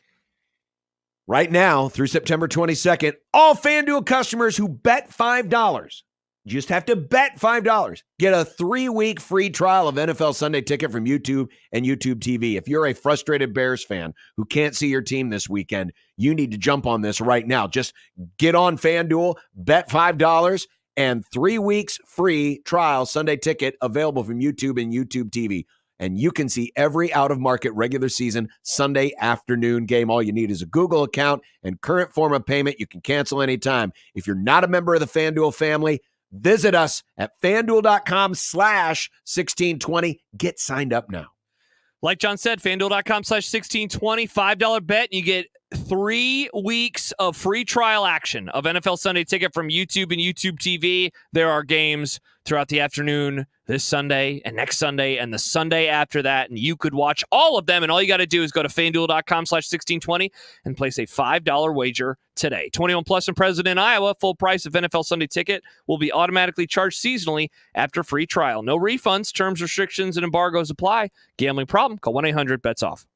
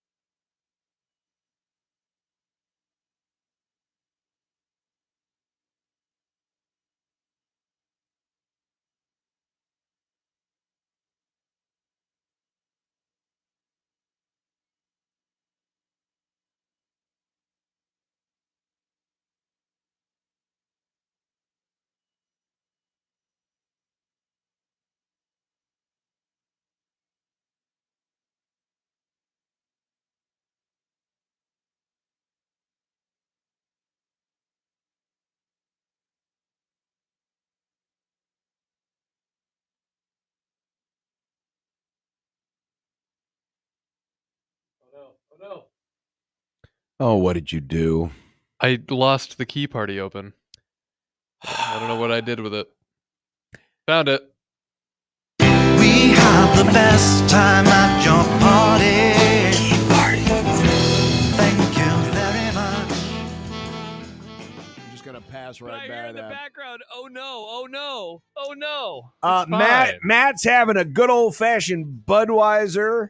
Our buddy Jason has a case of, looks like authentic German Oktoberfest beer, Paulaner, Paulaner, sitting on the floor of his domicile. So keep sending in those pictures. Nick will hook you up, possibly. If he picks you, he'll pick one at random for $25 in gift cards to Cross Strain, the sponsor of One Beer Friday. All right, keys to the game. Let's get to some trends real quick first. Before we do that, series history, Nebraska leads 49-21-2, but Colorado's won 3 straight. It is the longest winning streak in this rivalry since 1956 through 1958. Colorado has never won 4 straight versus Nebraska. Wow, that's crazy. Nebraska has not opened a season 2-0 since 2016. Meanwhile, even though Colorado's been or bleh the last few years, the Buffs have started 2-0 in 6 of their last 8 seasons, including last year where they started 3-0 and then... That's wild that Nebraska has struggled so much at starting 2-0, and yet Colorado does it all the time. By the way, 67% chance of beating the Buffaloes, according to our friend Kelly Ford, the KFordratings.com. Again, Colorado is bizarro Nebraska. It's just the opposite. Point spread trends. Nebraska has lost 6 of their last 7 ATS against the Buffaloes. The only cover was Nebraska's last win in this series in 2010 when they covered the 17.5 in a 45-17 rout of CU. Last Big 12 win for Nebraska, by the way. Nebraska's ATS record versus Colorado is just 4-13 since 1997. Yikes. Yeah, 97, they were favored by a lot, and a late scare from Colorado made it interesting. We obviously know about the 1999 game. 2000 went down to the wire. Because, that was the weird part, John. Outside of the 0-1 game, there was this stretch of football where Colorado wasn't good anymore. They had dropped off under Neuheisel, and they were coming back under friend of the program, Jakori Barney, by the way. But they still weren't all the way there, so Nebraska was a massive favorite, and yet Colorado would keep it close. And then, obviously, the dam broke in 2001. In their last 10 home games, favored by 7 or more in the month of September, Nebraska 4-6 against the spread, but has failed to cover 3 of the last 4 times. The under has hit 2 of the last 3 times in this series, including last year. The total was 56.5. The total ended up being 50 points. By the way, hey, John, go back to that one real fast, because not to cause you to make an update in real time, but the line on FanDuel is now at 6.5, actually. So the middle statistic is no more. Okay, well, this was done earlier this week. I know. No, yeah. The Buffaloes are just 2-8 straight up in their last 10 games. They are 9-10-1 against the spread in their last 20 games. As an underdog, Colorado has won just 2 of their last 20 games straight up as a dog. TCU last year, Cal in 2022. And as a road dog of 7 or more points, and again, this was done earlier this week, Buffs have covered 3 of the last 4 with the under hitting 3 straight times. So there's some trends for tomorrow. Now it's time for the keys. Josh fires first. All righty, we start with the first one, which is George Darlington. John, when I sent this to you yesterday, I'm guessing you knew exactly where I was going with this one. John has told the story before. I apologize because I think I've actually used this in keys before, but I love it. 1996 Fiesta Bowl, John is talking to Coach Darlington. You ask him what the key to beating the Florida Gators is, and he says, stop the run. And you as a young millennial were like, that's stupid, Coach. They throw the ball around. They're the fun and gun, not the fun and run. No, I respected my elders. Oh, my bad. Okay. But you still did talk like that.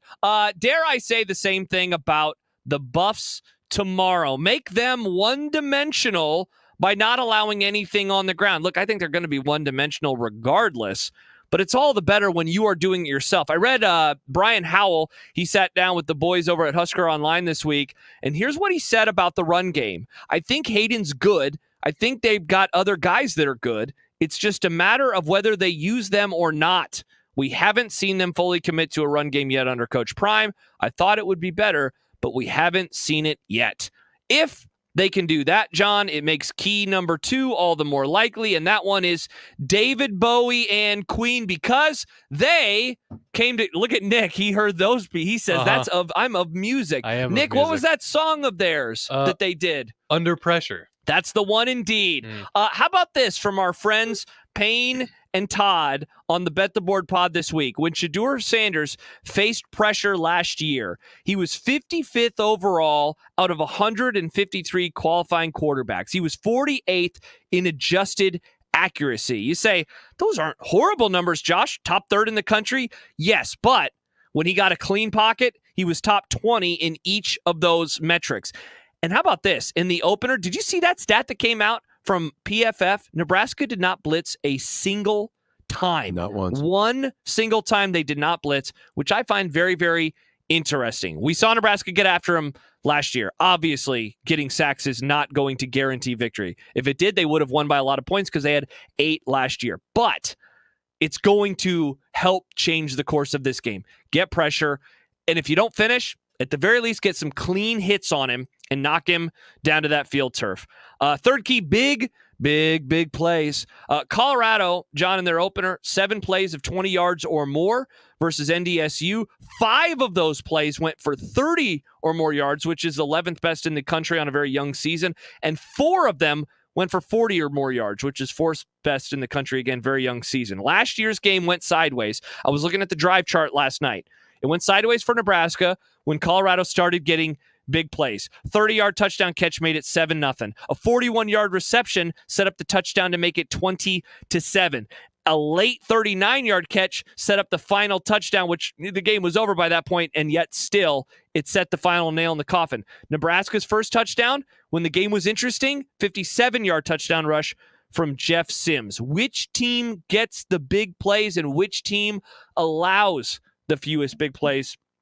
I think that will tell a large story. Fourth key, Slim Shady. Will the real running back please stand up in this one? I think we were all pleasantly surprised by what we saw last week versus UTEP. Can we see another one of those dudes emerge at an even higher level versus the Buffs? Is it going to be Dowdell? Is it going to be Emmett? Is it going to be one of the other 2 guys? Colorado's run defense was better last week in the opener. Last year, teams rushed for almost 240 yards per game. NDSU 157. But again, think of what Gary Barnett said. He still wasn't a big fan of what they did. I didn't think NDSU was good at running the ball. I thought their play calling was odd. It wasn't building on top of each other, especially early. I think the improvement that we saw was more based on an opponent than it was based off of how good Colorado is. Let's see if that can prove true tomorrow. And then finally put it on repeat. Dylan could not have played any better, I think, in his first game.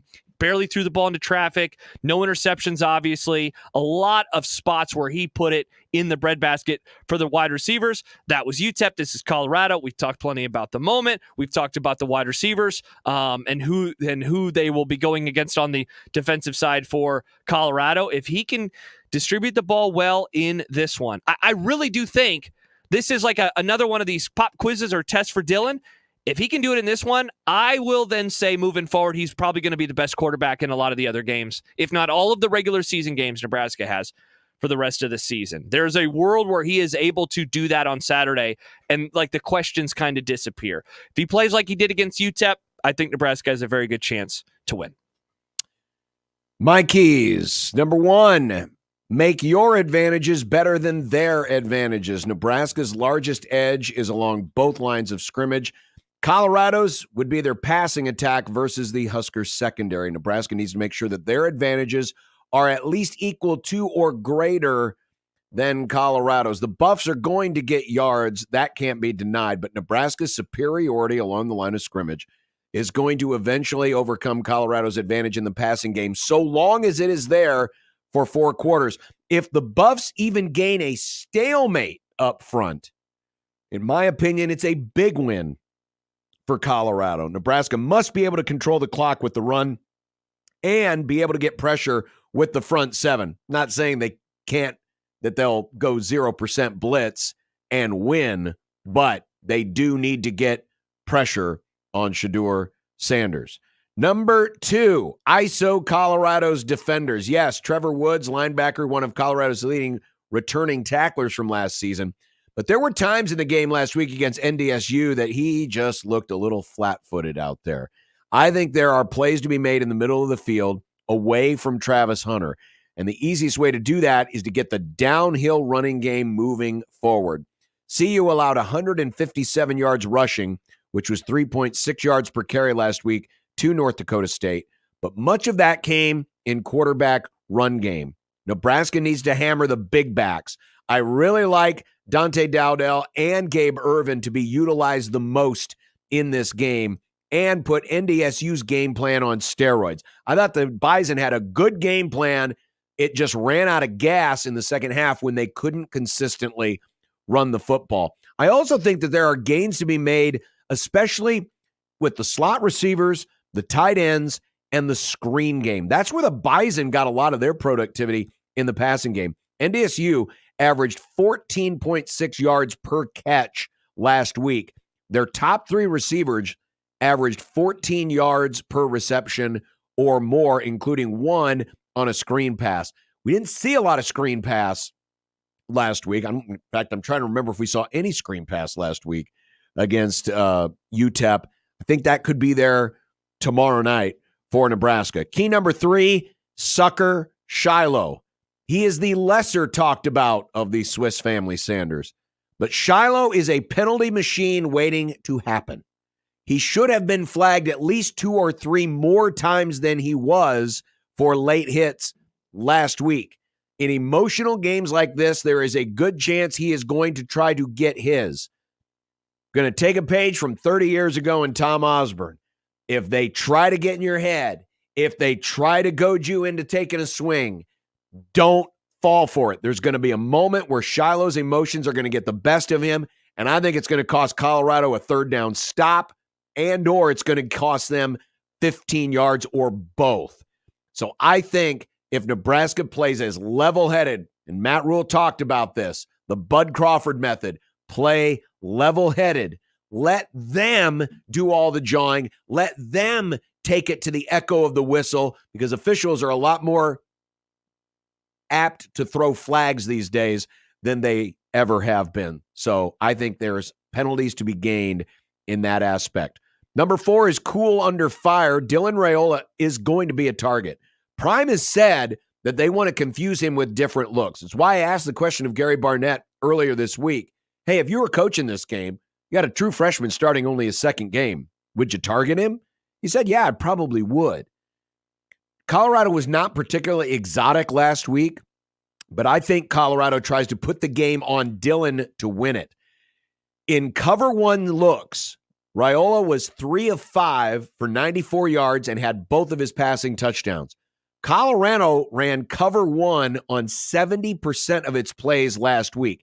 And while they'll probably be a little more diverse this week, don't be surprised if CU tries to exert its superiority with its edge defenders, especially Travis Hunter, and also to try to allow for a little more coverage in the run game.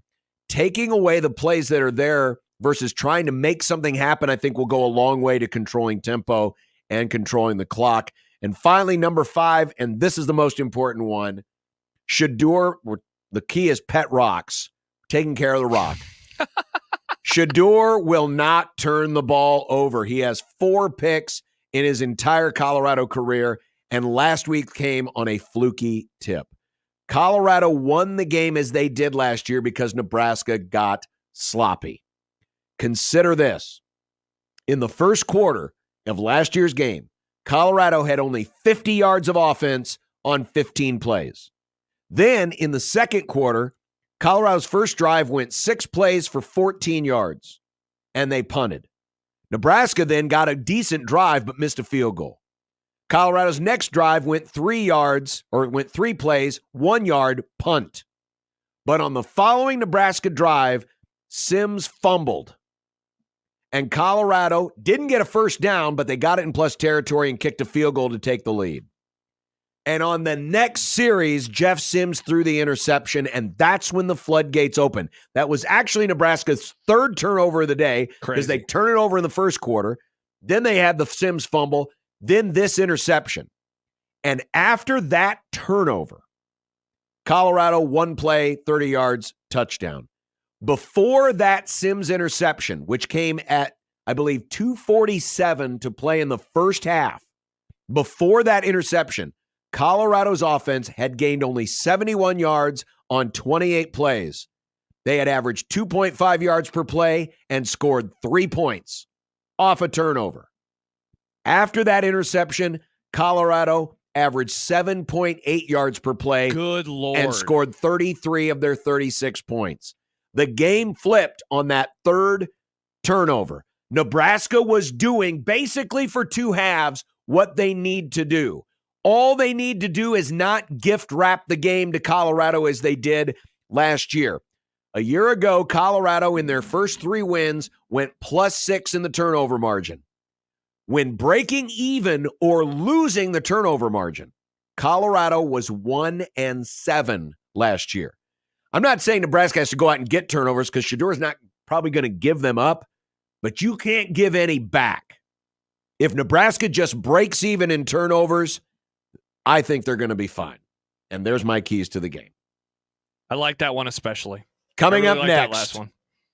our predictions. Let's do it. Next on 1620 The Zone.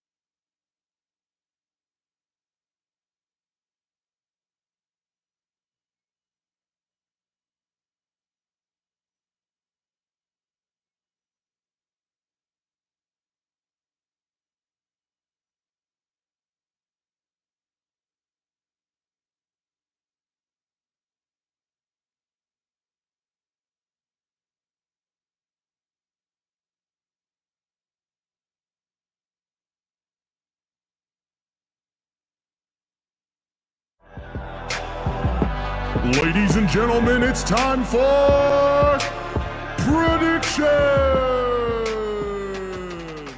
Over, bet the over. Vikings in the over. Bet the over. Jeez, are you okay? Been a long day. Am I boring you, John? Wow, John, I was up early, bro. No. I'm not tired. I'm just bored because I keep winning all the time. Last week, you suck. first event of the new round of predictions. I got 8 points. Nick got 6. One of them because he piggybacked off my upset pick. Thank you, Stanford. It wasn't a very clear direction on the upset. It was a very clear understand direction. What you meant. It's a very clear direction. And Josh had 5. All right, here we go. Texas, Michigan. Texas, 7.5 point favorites at Michigan. I already said what I've said. Yeah. I said it a few weeks ago. Texas wins this by double digits. Same. Yeah, absolutely. Okay, that was easy. That was quick. El Asico. Iowa, 2.5 point favorites at home against the Clones. Go Hawks. They throw the ball now, John. They're unstoppable. Yeah, we agree, Nick. They have offense now. Another clean sweep, Iowa. Kansas is at Illinois. KU, 5.5 point favorites in these Big 12, Big 10 showdown. I foresee an upset. The wrong team is favored. Give me Illinois. Oh, too bad that won't count for a little thingamabob there, Nick, because it's not a big enough spread. I'm not with Nick, though, John. I stand with myself on this one. Give me the Jayhawks. Rock, chalk, Jayhawk, KU. Kansas State is on the road at Tulane. K-State is a 9.5 point favorite. You might hear about this later in predictions. Give me the green wave. Oh. All right, so we're going to be on the opposite one here, John. I like Kansas State this year. Give me Kansas State. I will also take Kansas State. Okay. Boise State tomorrow night, late night on 20.5 point dogs at Oregon. Well, I lost to Boise State pretty bad last night in CFB 25, so give me Oregon. John? Boise. You're going Boise, aren't you? Boise. I thought you were going to maybe pick this in your little in my upset. one. Nope. Boise to cover, though. It's a lot of points. I'm going to ride Oregon one more week. I'm going to say that last week was an aberration. Quack, quack. Tonight in a game you can hear right here on 1620 The Zone, Westwood One, NFL coverage, the Green Bay Packers, the Philadelphia Eagles, Nice Packers. logos, Nick. Thank you. You use the old school ones there. I've been using the old school ones the whole time, except for Illinois, because that's rough. Packers plus 2.5. I like Jordan Love a lot. Give me the Packers. I agree. I'm with you guys. I don't understand this line. It baffles me. Unless this whole hour and a half to 2 hour, like, what time did they have to leave today? Are they going to be tired?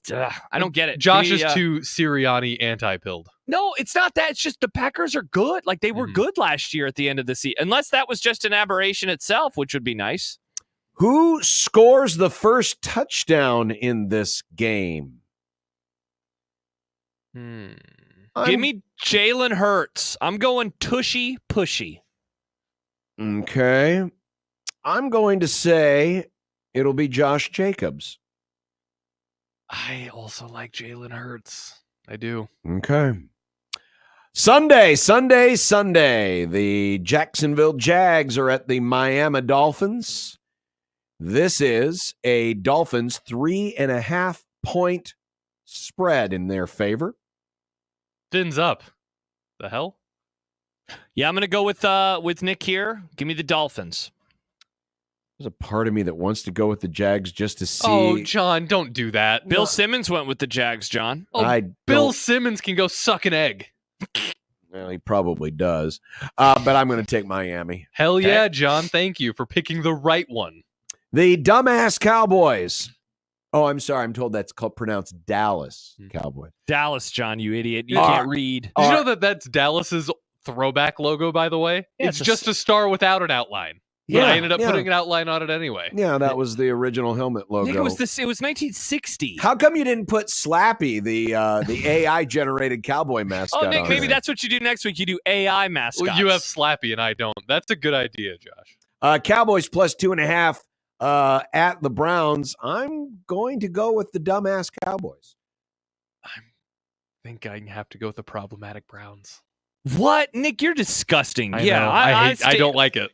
I stand with John. Good take, John. Give me Dallas. Yes, good take on the dumbass Cowboys. No, not on that. The Frisco Niners are hosting Monday Night Football this week against the Jets. Jets. I've been saying it for weeks. Give me the Jets, man. I think the Jets are going to win. I wish, John, that they were underdogs by 7.5 or more because I would pick them. I would add them to it. Frisco. Frisco, for sure. All right, now on to props for the game on Saturday. Props. Dylan Rayola. This is from FanDuel.com. Passing yards versus Shedeur Sanders. Shedeur Sanders favored by 71.5 more passing yards than Dominic Raiola.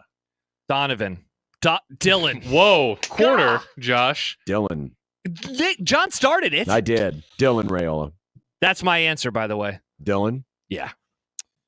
I don't know why I said Dominic. There's so many Raiolas these days. Too many Raiolas.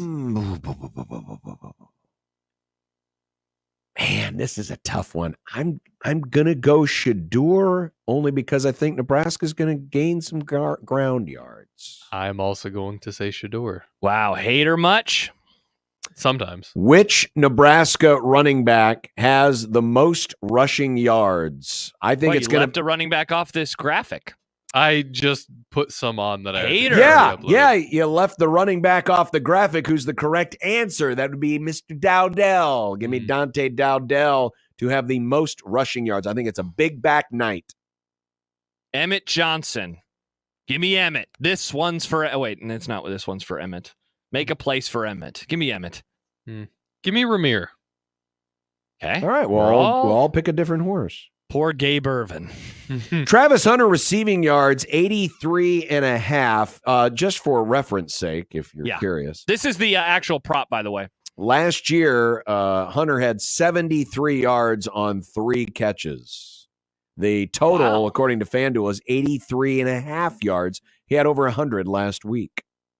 He's going to have over 100 again this week. Yeah. Give me the over. We'll also take the over. Yeah, I think he's going to have the over in this one. Last year, Nebraska 8 sacks against Mr. Sanders. We're going to set the total at 4.5. Over or under on Husker sacks.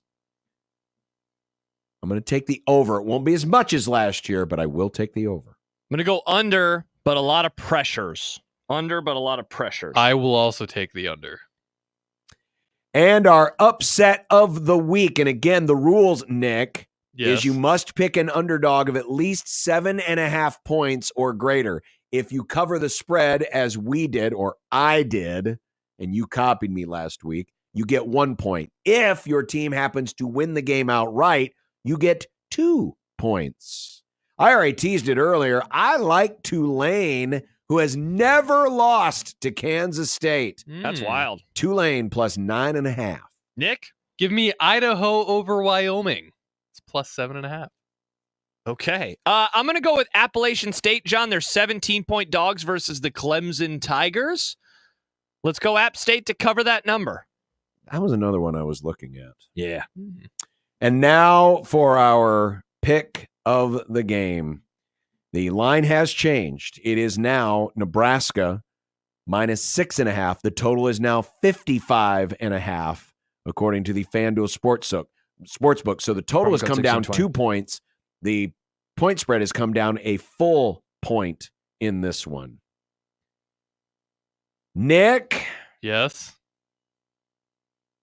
Oh, you want me to give my score prediction? No, I just like saying your name. Oh, well, who doesn't? 28-21. Colorado. What? Oh, Nick, what's wrong with you, you psycho? God. As Why? much as I like Dylan Rayola, he's still a freshman and Shedeur is still a senior. And there's still, I think there's He's not something a to senior. be. He's a junior. He's a junior. There's still something to be said about experience. Is there? Yes. Interesting. Well, Josh already gave his prediction earlier this week. Yeah, I like Nebraska. I like them to roll. By the way, I heard from somebody earlier today, John, who said their model, and I'm not talking about a picture of a handsome man or a beautiful woman. I'm talking about the betting model, had Nebraska pretty close to my score, which made me feel all the better. 36-14, big red. I think there'll be more points in this one, so I'm going to lean towards the over in this, but give me Huskers 38, Buffaloes 24. Nice. And there you go. There is predictions. That has been a week. It has been a week. It has. Just think of all the euphoria of this week. Next week, it's going to be Northern Iowa. Go Panthers! Flounder says, F off, Nick, and your weird orange shirt. It's a grapefruit, actually, I think. I think it's a grapefruit. All right. A reminder, busy day tomorrow. We're not done yet. No. Tomorrow, Connor and I live from the Blur Party's tailgate right across the street from Memorial Stadium under the I-80 overpass.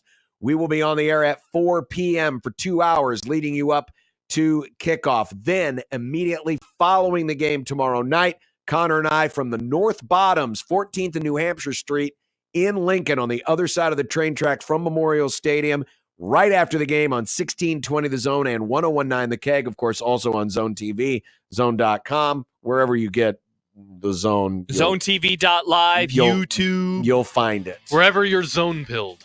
Nice. All right. And don't forget, tune in 11 a.m. tomorrow on Peacock to see some great spotting. It's Rhode Island. To see some great spotting. Do we actually see great spotting? Wouldn't we hear the great spotting? You'd hear my work, yes, because it's like, wow, that announcer was perfect. Not a single mistake the entire day. Friends, we will talk to you tomorrow from Lincoln. Bye.